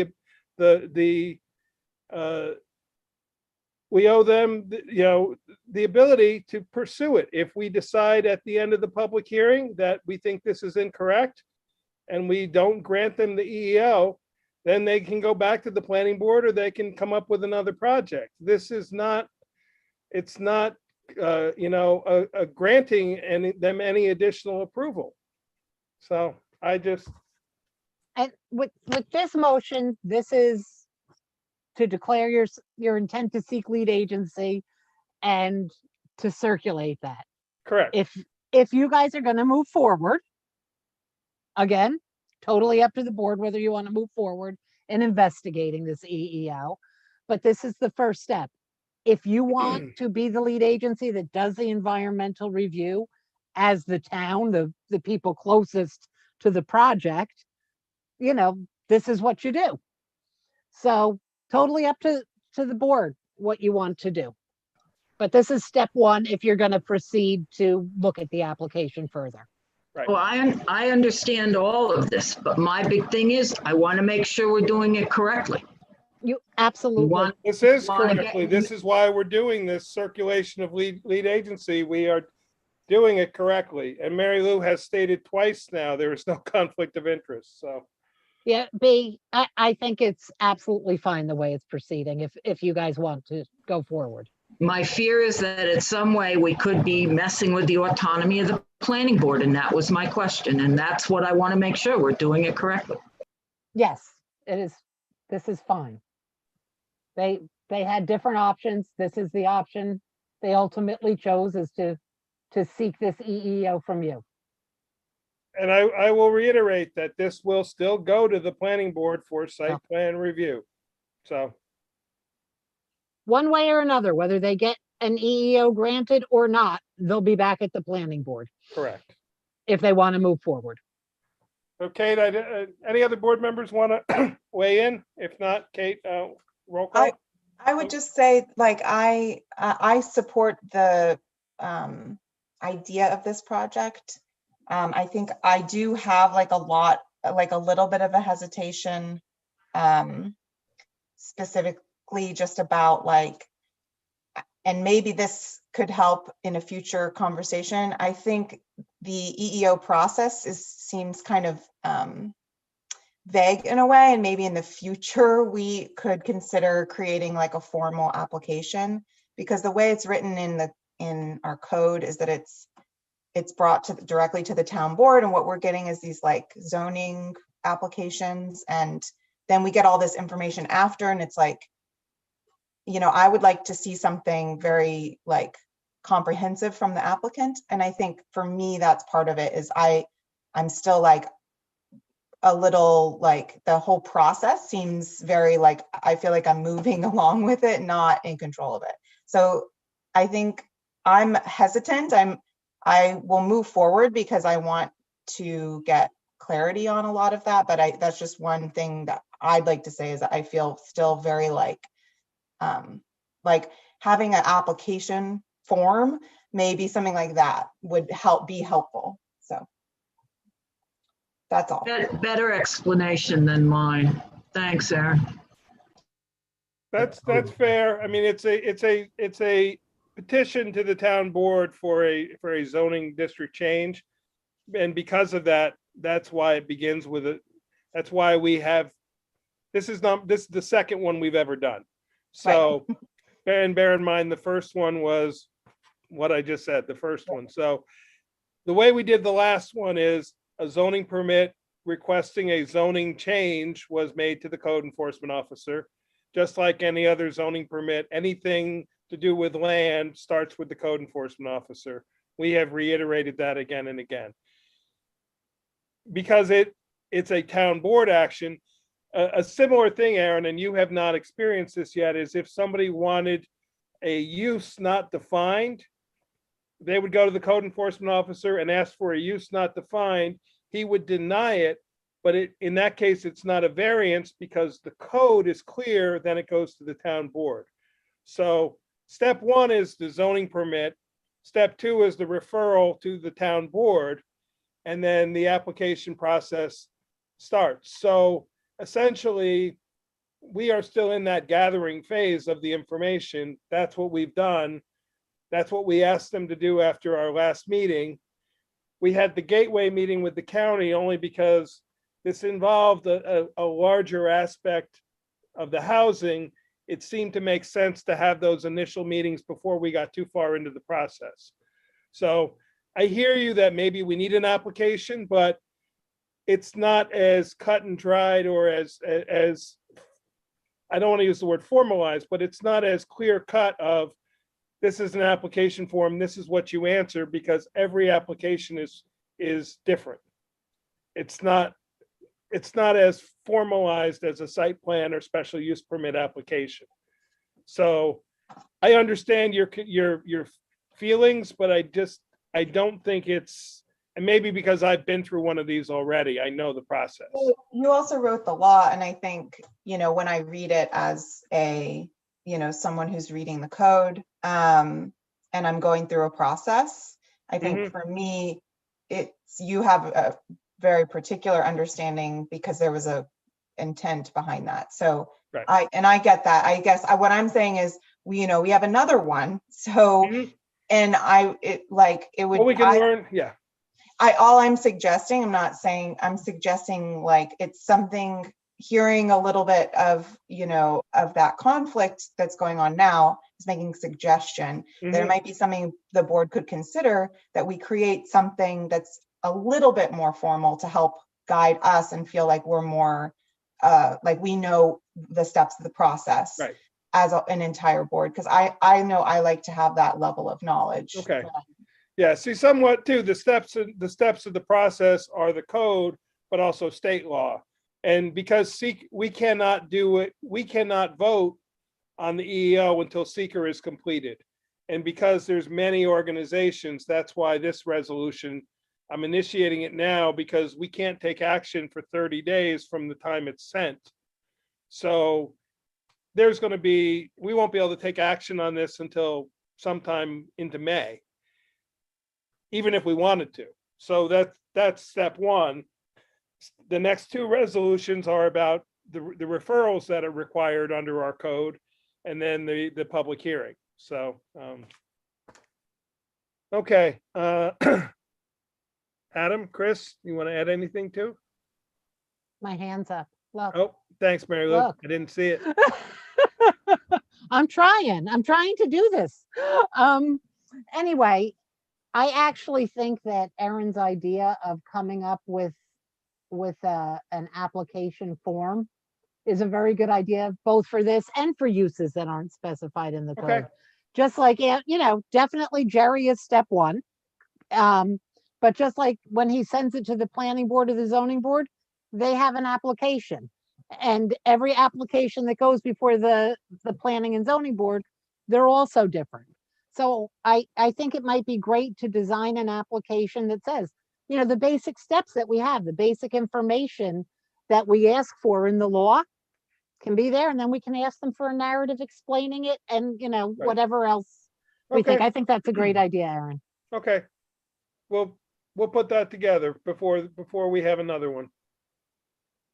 Just wanted to add, I think that all of the feedback from the planning board already has been helpful, and the language that you added, Mike, about not only the required reviews of site plan, health department, DOT, but also the suggested reviews of the ECC, Historic Preservation Commission. I think we really go in depth to make sure this isn't a fast track or a way to go around the planning board, but to work well with them. So thank you, Mike. Right. Okay. Kate, I guess roll call vote. This is seeker, so it's absolutely a roll call vote. Councilwoman Anowen, Aye. Councilman Hagen Depew, Aye. Councilman Hewitt, Aye. Councilman Paddock, Aye. Supervisor Baden. Aye. Okay, next is the refer for recommendation. In accordance with the Town of Rochester zoning code 140-18.1 Economic Enterprise Overlay District, the town board directs the town supervisor to refer a copy of the application and all supporting information to the Town of Rochester building inspector, who shall make a recommendation to the town board within 30 days of receipt of this application, and the Town of Rochester Planning Board and the Ulster County Planning Board for recommendation as provided in the Town of Rochester zoning code and general municipal law. I'll make that motion. A second. I'll second. This language is straight out of the 140-18.1 is once we decide to move forward with setting a public hearing, we're required to send this to the code enforcement or building inspector, the planning board, and the Ulster County Planning Board. Those are steps that are in our code. So, any questions on that? If not, roll call vote, please, Kate. Councilman Anowen, Aye. Councilwoman Hagen Depew, Aye. Councilman Hewitt, Aye. Councilman Paddock, Aye. Supervisor Baden. Aye. Okay, next, this would be setting the public hearing. Recommended resolution, the town board sets a date for public hearing to be held at 6:30 PM on Thursday, May 13th, 2021 at the Harold Lipton Community Center or via video conference in accordance with the governor's March 13, 2020 Executive Order 202.1 and successors. The public shall be heard on the matter of the town board's consideration to grant a zoning district overlay designation of economic enterprise overlay for the parcel located at 5688 Route 209, Accord, New York, 76.2-2-10, and owned by Walnut Brook LLC. Walnut Brook LLC proposes adaptive reuse of the former Maybrook Lodge facility to construct a multifamily housing community with a mix of one family, two family, and multifamily buildings totaling 24 units and 40 bedrooms. The town board further requests the town clerk post and circulate legal notice of the public hearing. I'll make the motion. Okay, I have a I'll second. second. Any discussion? I made this be a separate meeting. Yeah, and I also noticed you made it so that it would be the referrals, we would get those back. We'd get those back and the Okay. 30-day of seeker would be done. So that way, those procedural things were done before the public hearing, so the public would have an opportunity to then comment on it. Yeah, I think that's great. And then the only other thing that I was curious about is if we could post like a little bit of the more information or like a map or something with the notice, or Actually, we can do even better. We can post all the documents we've received, and we'll make a page on the website. yeah, On either the town board site page or something like that, where all this information can be posted, and everything that we have received so far would be up there. I like that. I've gotten some feedback that people are Yep. wanting to see some of that stuff. So that's great. Thanks. Yep. Okay, any other questions? If not, Kate, we'll do a roll call vote. Councilwoman Anan, Aye. Councilman Hagan DePew, Aye. Councilman Hewitt, Aye. Councilman Paddock, Aye. Supervisor Baden. Aye. Next, I'd like us to establish an escrow account. At this point, we may not need it yet, but we will eventually for professional review. So this is upon recommendation of the supervisor. Town of Rochester Town Board authorizes the town supervisor to establish an escrow account for Walnut Brook LLC to be funded in the amount of $6,000 to pay expenses of any professional services costs incurred by the town board and planning board for the review of the request for environmental enterprise overlay zoning designation. I'll make the motion. Have a second? I'll second. I arrived at that amount based on what Clark Patterson Lee has been setting their initial escrows for planning board. It seemed a reasonable number, and it can certainly be replenished if we use it up. So, Kate, roll call vote? Councilwoman Anan, Aye. Councilman Hagan DePew, Aye. Councilman Hewitt, Aye. Councilman Paddock, Aye. Supervisor Baden. Aye. Okay, moving into discussion items. The first is the Minnewaska State Park Preserve request. They had sent a letter asking us to start coverage this weekend. Adam and I and Rich Miller and possibly Jose Velasco will be attending a meeting on the 8th of April with other agencies at Minnewaska. I spoke with Rich, and he kind of agreed that maybe we don't do this weekend. We wait until we have that meeting. But I wanted to get feedback from the board and see what you think in general before we go to that meeting on the 8th. So I'll open it up for anybody's thoughts. I Yeah. just want to know why Mr. Velasco's going. Rich actually suggested him as he does the scheduling. That was Rich's suggestion. And yeah, Mike, we're past the point of using our constables as a favor for Minnewaska. You know, we're to the point where they really need us. So we have to formalize some things, to be sure. Yep. I would agree. I think doing it this weekend does not make any sense. They now have their parking lot open and full too, and I've been monitoring it the last couple weekends. They haven't had the issues that we had last year.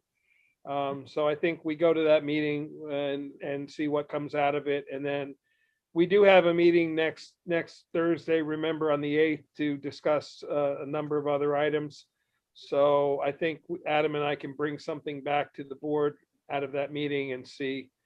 And in my conversation with Rich a couple days ago, he agreed that was probably, not even agreed, he actually suggested that we do nothing this weekend.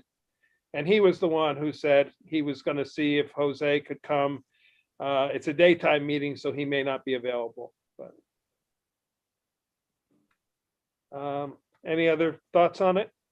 Yeah, Mike, if you want to formalize something, why don't we formalize them getting some money to us each year we send them? Yep, absolutely. Absolutely.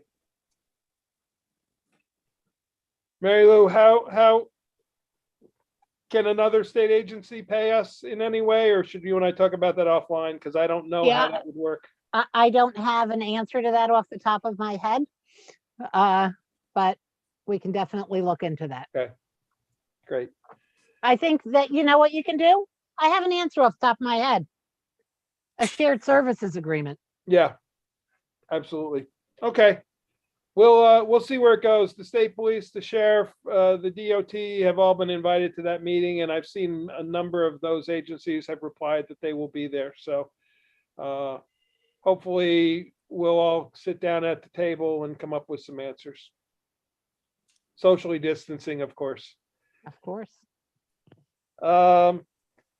Playground equipment. Adam, I want to sort of hand it over to you. First, I know we had talked about a pole, and Adam and I both worked on trying to get one up there. The only thing we found that was consistent is everybody wanted a whole lot of money to do polls. We thought we had a great idea with Facebook until if we got more than 40 responses, they wanted $49 for it. So we did not get a poll up.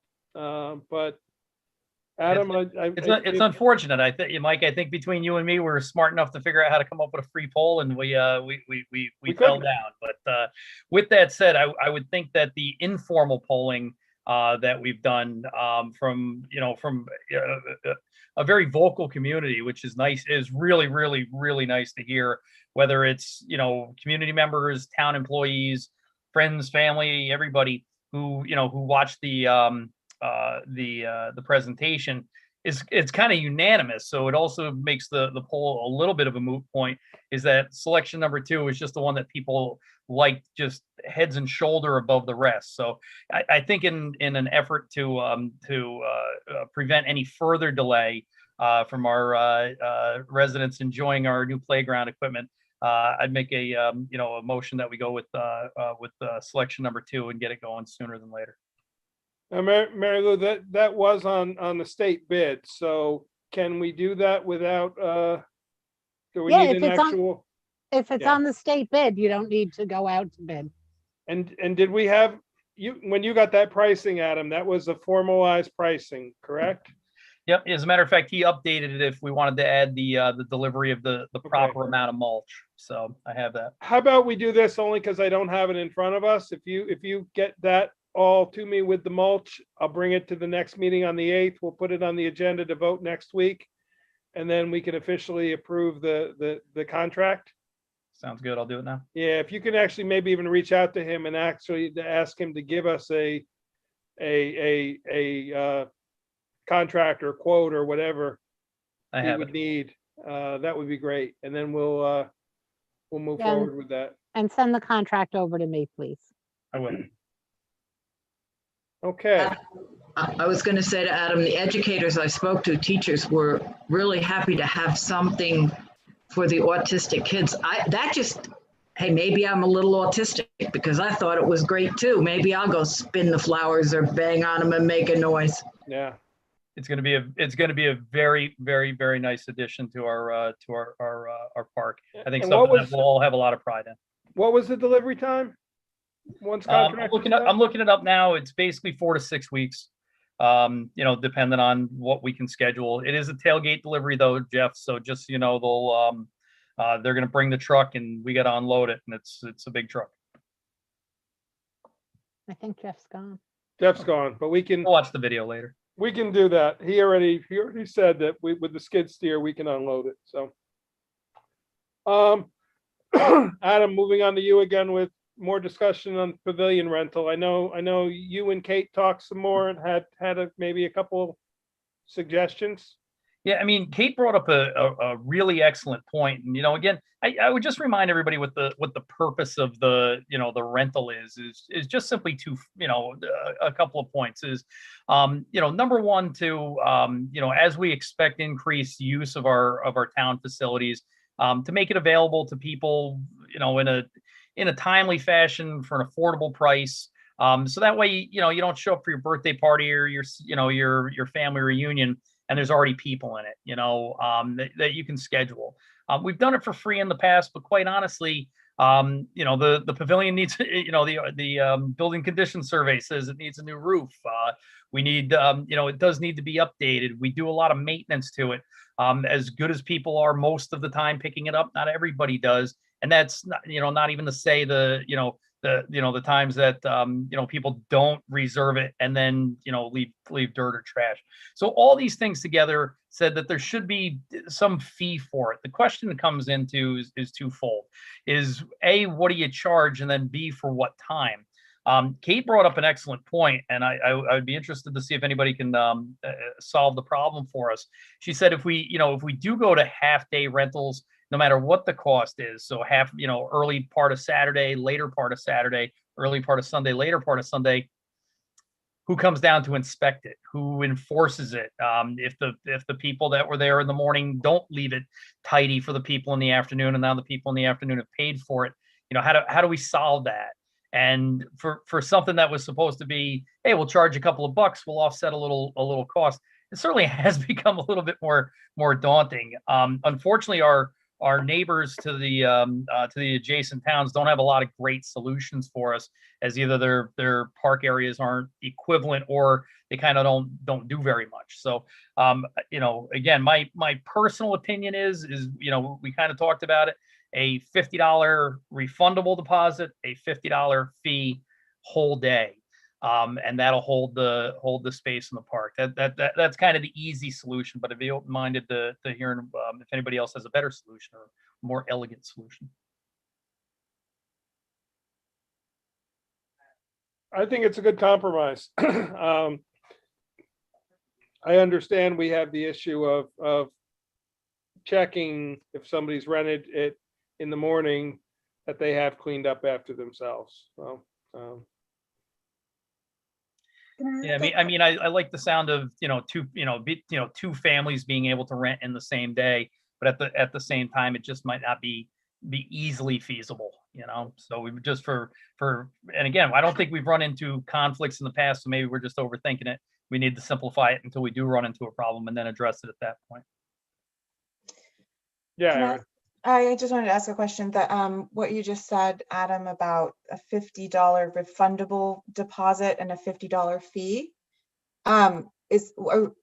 Would that work that you hold the spot with the $50 and then you keep the spot and that's the fee, or what?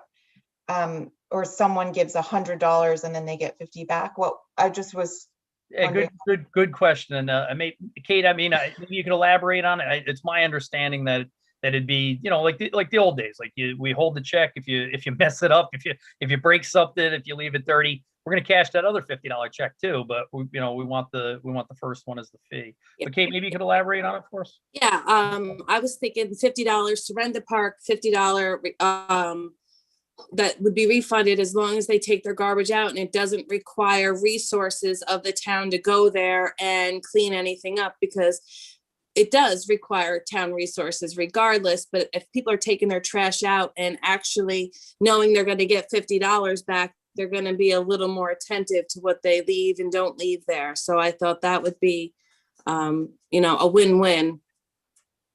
Okay, that makes a lot more sense. And then in the case where the rentals are available 7 days a week?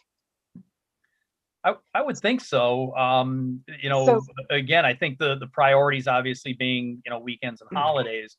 But again, you know, I think of it from myself. I've had, you know, literally Easter at the park, but we just kind of rolled the dice and took the chance that there'd be nobody else there. You know, but if your special event landed on a weekday and you wanted to roll the dice, then go ahead. But if you wanted to secure it and guarantee it and you know, make sure that you had it, then it'd probably be worth $50 to you. Or maybe it's not, but that's not, you know, that's the individual's choice. And we I- can. And it Oh, go books, ahead. I'm sorry. Uh, It generally Kate, it generally books every weekend from May till September. You might have during the week a different event going on down there, but all in all, it's usually the weekends that people look to rent it. And that's what makes it also difficult about town resources, because most people aren't working on Saturday or Sunday at the town park to even monitor what's going on. Yeah, so I think that was the only thing that we should consider is that we would still, Mhm. especially with the $50 fee, we would still need someone to monitor, because if someone got there, like, how would we enforce that if someone's coming, if it's booked by one party on a Saturday and then the party on Sunday comes? How, you know, just like just how would we know who made the mess if there was one? So that's all I was just thinking. So, and again, I hadn't thought about this, but it's probably a good idea that we have a, you know, a sign down there, you know, that, you know, talks about the pavilion rules, has information about, you know, contact for booking, but, you know, I'd also put Mike Baden's telephone number on there because you can contact him 24/7 if there's. Well, and you joke about that, but I was gonna say, actually, that would be okay, because if I have to go down and get rid of garbage or something, or if I've got to call in Harry to come in and do it on overtime, the $50 is gonna cover the overtime charge for Harry. If I go down and do it, it's not gonna cost anything. If you know, if I have to call over to the transfer station on a Saturday and say, hey, I need somebody to come over and just grab the garbage out of there, there's ways around it. I think also what we do is we post a sign down there that just says reserved Saturday, reserved Sunday, so people getting there know. So when it's, you know, so you don't end up with a altercation or a confrontation. If somebody gets there and they're like, hey, I reserved this, and see the sign. So I think you've made it as simplistic as we can. I think we can, you know, there's always going to be challenges, and as we go through, we're going to run into challenges. But I think the 50-50 seems a reasonable way to do it. My only thought is, when you're saying have 2 sessions, do we do a $50 half day? And if you're doing an event with some organization wants it for a full day, then we charge them 100. We Or were only thinking charge them about, 50. yeah, well, I think we were thinking about one group per day, just so we know if the first person doesn't clean up, the second person isn't dealing Oh, with the so you're wrath. only thinking about one group a day, but $50. Yeah. Okay. Yeah. And that's fair. And that's fine. I misunderstood. I thought Yeah. when Adam was talking, he was talking about 2 per day. Well, that's where we originally were going with it, Yeah. but then we went back to that. And in the past, I've always sent the schedule to Harry, and Harry, when he worked on Saturdays, would take a ride over, especially on his way home, because he would go that way. We could possibly work something out between Harry, Jeff, you know, figure out, somebody would check in on it. You know, take turns on a weekend. I don't want to put any extra work on anybody else, but if people are willing to, you know, figure out those loopholes. And if it's simply a matter, if we're not worrying about getting it ready for another group for the next, I mean, Saturday to Sunday, obviously, yes, Yeah. we're worried about the Yeah. next day. But Yeah. if it's just a matter of going by at the end of Saturday and checking it out, we can work that out. I mean, I think I think there are solutions, and we can figure that out. So Yeah. And Mike, I'm about 2 miles from there. If you ever need to reach out to me, I can run over.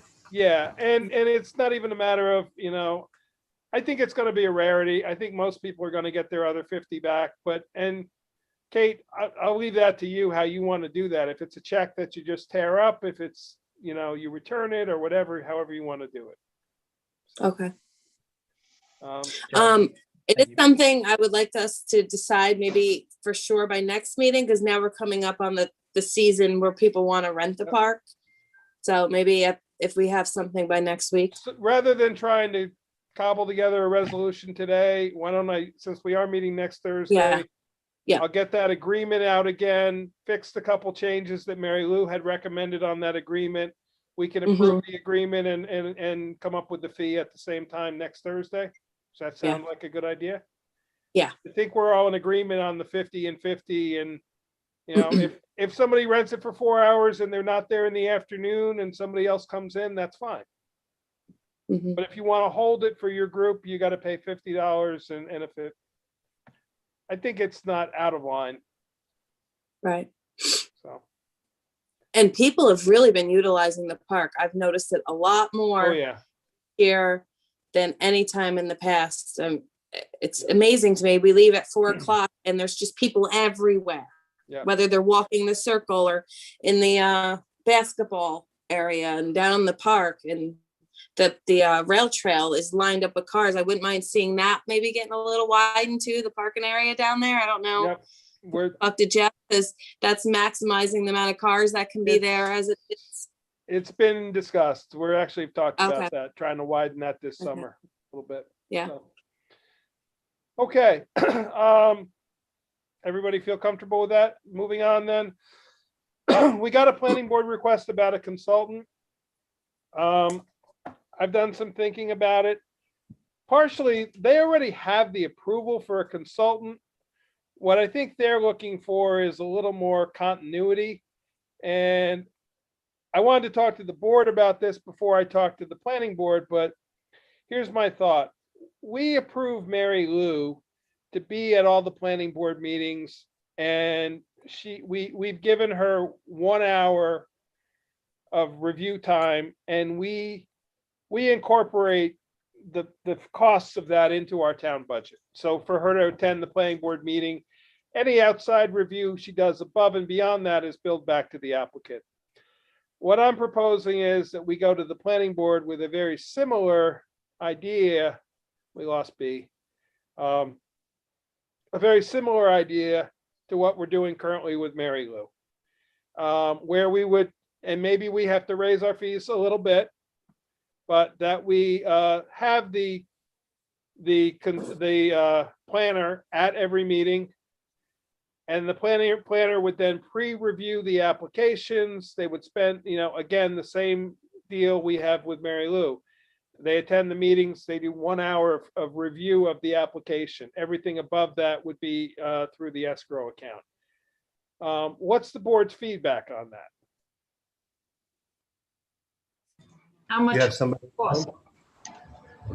I don't know. I would have to find that out before I even approached it. I wanted to, because if you guys say, no, I hate the idea, then it wasn't even worth talking to. Currently, Clark Patterson Lee is our planner. If the planning board wants to go a different route, they can tell us that they want to hire somebody else. They seem to think that Clark Patterson Lee is the engineer. Actually, the town planning board back, I don't know, 10 years ago, did interviews with a number of firms. They arrived at Clark Patterson Lee. Clark Patterson Lee was, and part of the reason they did that is because they are a full service company that does planning and engineering. If the planning board wants to go a different route, they certainly can go look into going a different route. I'll find out the cost of that, and then we can adjust if we feel like we want to adjust the fees accordingly to accommodate for that amount of money. And that way the planner would be there every minute of the board meeting. They would be prepared. They would have the information ahead of time.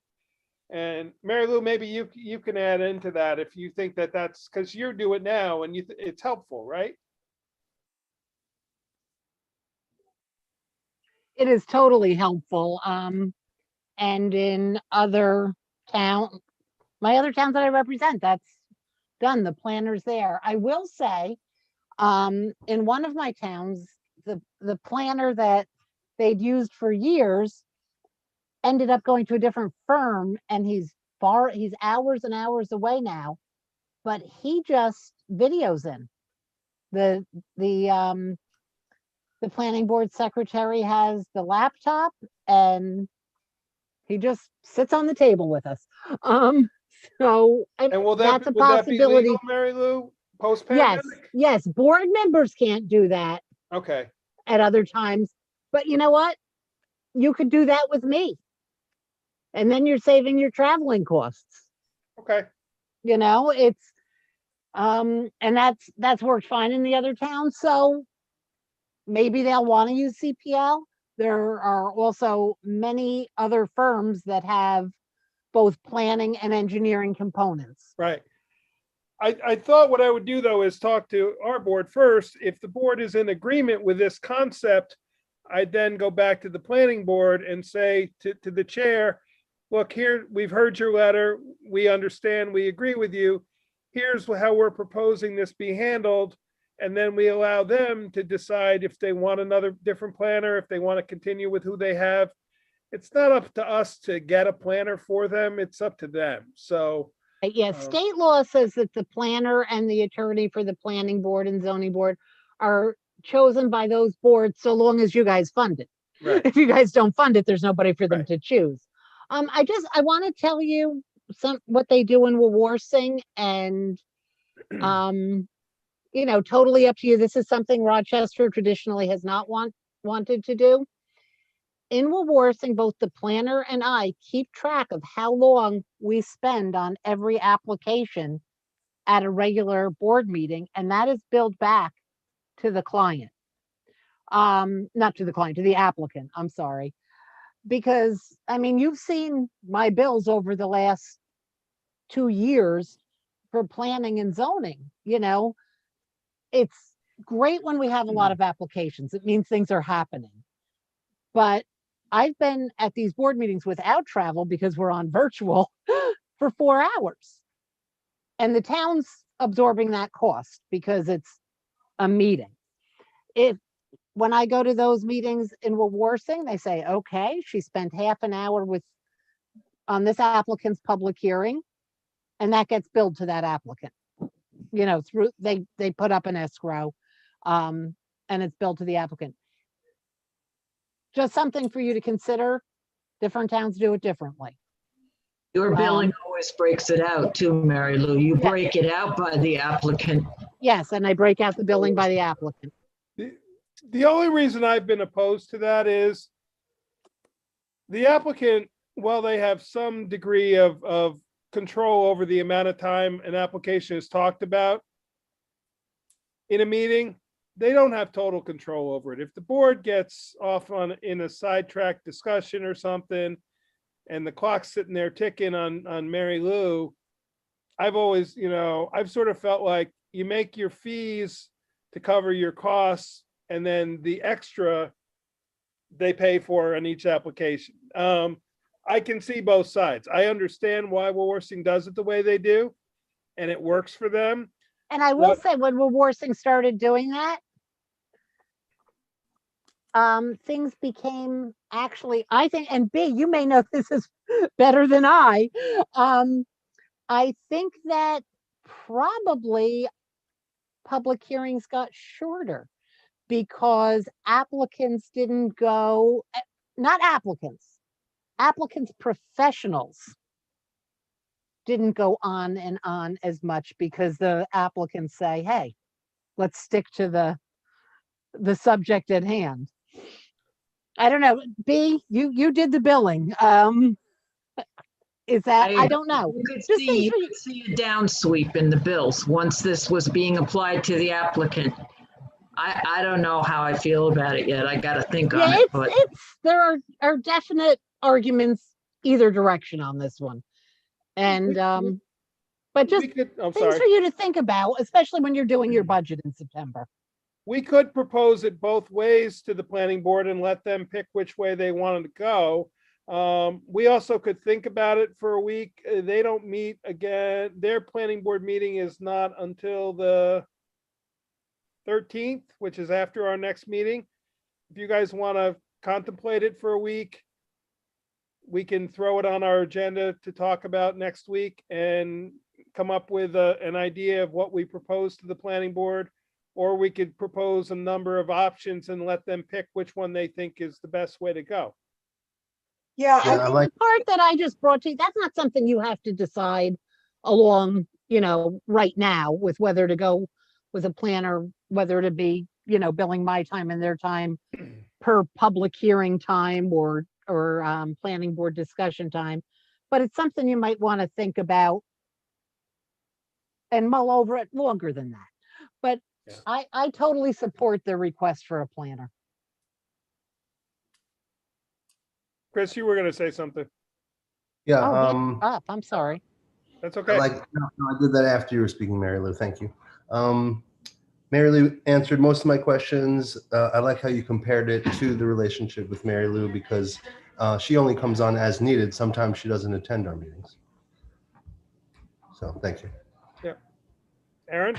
Yeah, so all I was going to say is I think taking a week to think about it, I didn't have a ton of time to reread the letter from the planning board.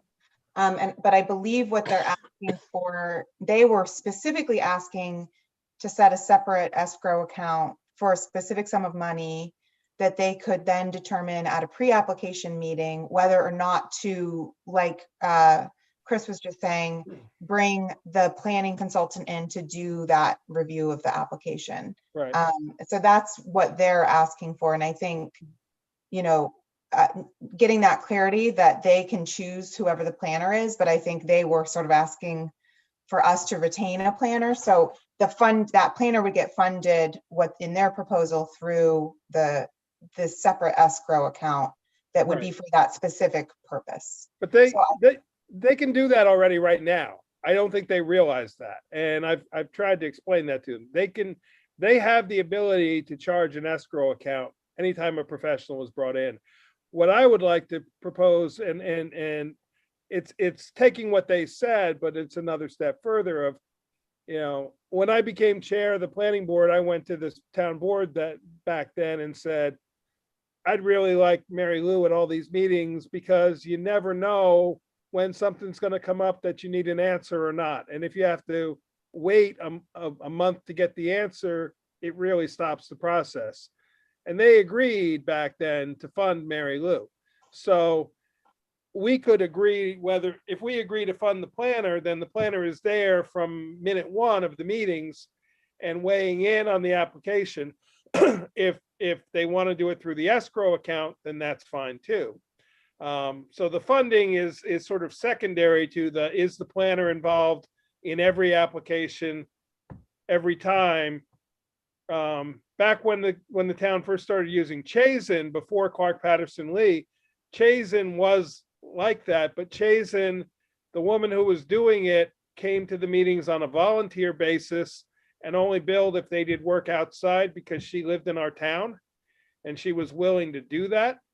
I don't know that most firms are going to do that. So clearly we're going to have to pay for their time, but we'll have to figure out either we're paying or it's being paid out of escrow. Right. Yeah, I think that was only the distinction I was bringing up is that through their proposal, which you're saying, Mike, they can just do, right.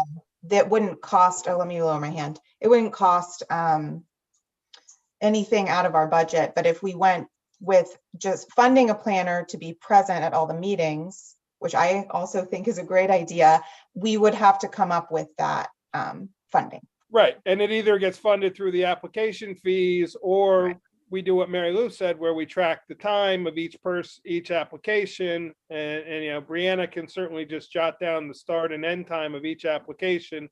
And we bill that equivalent portion of an hour to the applicant, to each applicant.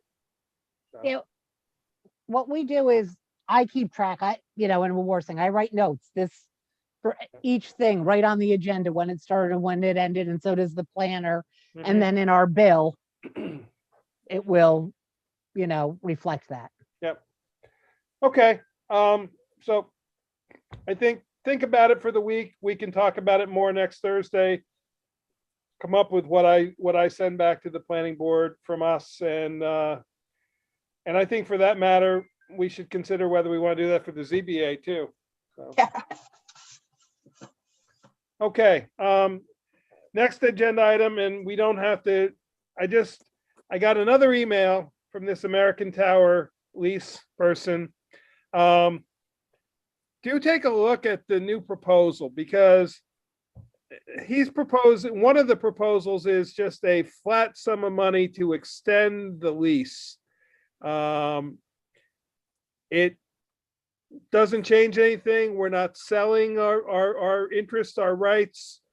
It extends the lease by some more years, and I don't have it in front of me, but that was a lucrative one we might want to look at, because that's two lump sums of money just to extend the lease. And there's nothing else other than we continue the lease as it is, so we don't go back into renegotiations when this lease expires, which is in, I think, 2030 something, so. That's I the best just thought- offer. Sorry, Chris? I said that's the best offer so far, I think. It is. It is. And so take a good hard look at those. I can email them to you again if you don't have them. I think it's something we at least should consider. If we decide, no, we don't want it, great. But the other offers of buying us out, I don't think we want because it's not lucrative for the long term. But just a flat sum of money to extend the lease, what it does is gives them the understanding that they're not going to have to renegotiate down the road. So think about it. And then next, the last thing I put on the agenda is the EEO request from Accord LLC. That is also known as the Granary Project. They have requested, they are repurposing those buildings. Other than what I've read in the newspaper, I don't really know much about, other than that they're looking at some type of outdoor food thing. They did talk to me about allowing the rail trail to go through that property as it originally, that was the original route of the rail line. So they did talk to me about that. But beyond that, I know they're talking about a bike shop. They're talking about some type of other retail, and they're talking about a restaurant similar to Arrowwood kind of style, outdoor kind of thing. I think we at least should schedule an initial meeting with them. If you'd like, Aaron, I'll try to come up with an application before next week, and then we can ask them to actually fill it out. So, Any problem with so many uses on a site, Mike? no, because they have enough acreage and they're in the Hamlet district, so they only need a half acre per use. They might need some set, I haven't seen a site plan. Right. They haven't provided anything yet. They just wanted to explore the options of the idea. Again, they reached out to me on this one. He said, hey, we're buying this property. We'd like to talk to the town about the rail trail going through here. I mentioned the EEO. He said, I think we'll probably try to go for that. I don't know if they need any incentives or don't need any incentives. I don't think they know yet. It's still very informally being thought about. So. Yeah. I'll come up with an application. Maybe you can all check your calendars and see if we can we could do it at the workshop meeting in April. Maybe that's the appropriate time to do it rather than another special meeting. Just so you guys know, I will not be here for the workshop meeting in April. Okay, I'm not saying you need me for that, but I won't be No. here for that. okay, thank you. And that's all I have on those. The other discussion items, the three that I'm going to carry over to the 8th will be the short-term rental law, the comprehensive plan hearing, the comprehensive plan amendments, and the building condition survey. I think those three things right there are probably a good chunk of a meeting. So plus we've carried over a couple of little things. So I think that's our April 8th meeting. So with that, I have one brief item to talk to you all in executive session on about an employee. So if nobody else has any other thing to bring up. I do. Yep. And sorry, I know you guys have to go into executive session. I just want to bring this up since it was discussed in length tonight. I really would like to see the board possibly consider performance reviews with employees. I know when Michael Richardson first came in, we did performance reviews, and I think that also builds on employees' momentum. And I am, like Adam said, I am totally in favor of when you're getting in those maggot bags and do it for $15 an hour. people can hardly afford to live on that, let alone do that kind of work. So I'm all in favor of increasing that sort of pay. Where my problem lies is when you are promoting an employee that has on several occasions made idle threats and has had a very negative attitude. As a department head, I have a very hard time accepting that. And I know it really should be more the position, not so much the individual person, but I really would hope the board may consider in the future trying to do performance reviews when you're going into budget season and thinking about raises. I That's all. agree. And thank you, Kate, because I think some of the, even what you're mentioning, we need documentation of that sort of thing. Because we ultimately, I'm sorry, my eyes started watering because I was drinking some seltzer. So, that's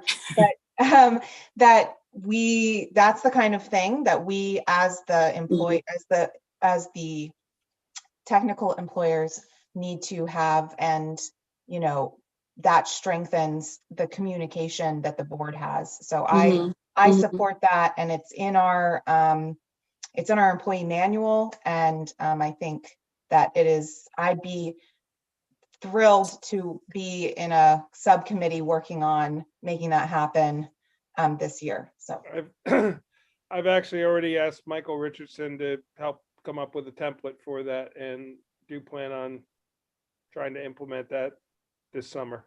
So great. Yep. Oh, and Adam did mention, you know, supervisor salary. You know, for years, supervisor salary was a part-time job, and that position has really become a very full-time job, needless to say. And I do agree that pay needs to increase. And I know it's hard on especially election years, because only every other year you're not up for election, and you have to deal with people saying, oh, well, the supervisor just gave himself a $5,000 raise, $6,000 raise, but that salary does need to get a little closer to highway and town clerk salary. And that's another thing I think you should really work on this year as well. Thank you, Kate. Chris, you had your hand up, but then you took it down. I was applauding for what Kate was saying. Aaron? Got it. Same. Thank you. So on that note, I'm going to motion to enter into executive session for the discussion of the employment of a particular person. I'll make that motion. Is that with Okay. me or without me? You can be there. We don't need you though. You don't need me? No. Nice. And Kate, I'll take the minutes if you'd like, because when we come out, it's not going to be any decisions made. It's just informing the board of something, but I can't do it. I don't want to do it in public. It's about a particular employee. What's that? Did somebody second that? I did. Aaron did. Yeah. And what time? That's 9:03. Okay. Okay. Okay. Thank you.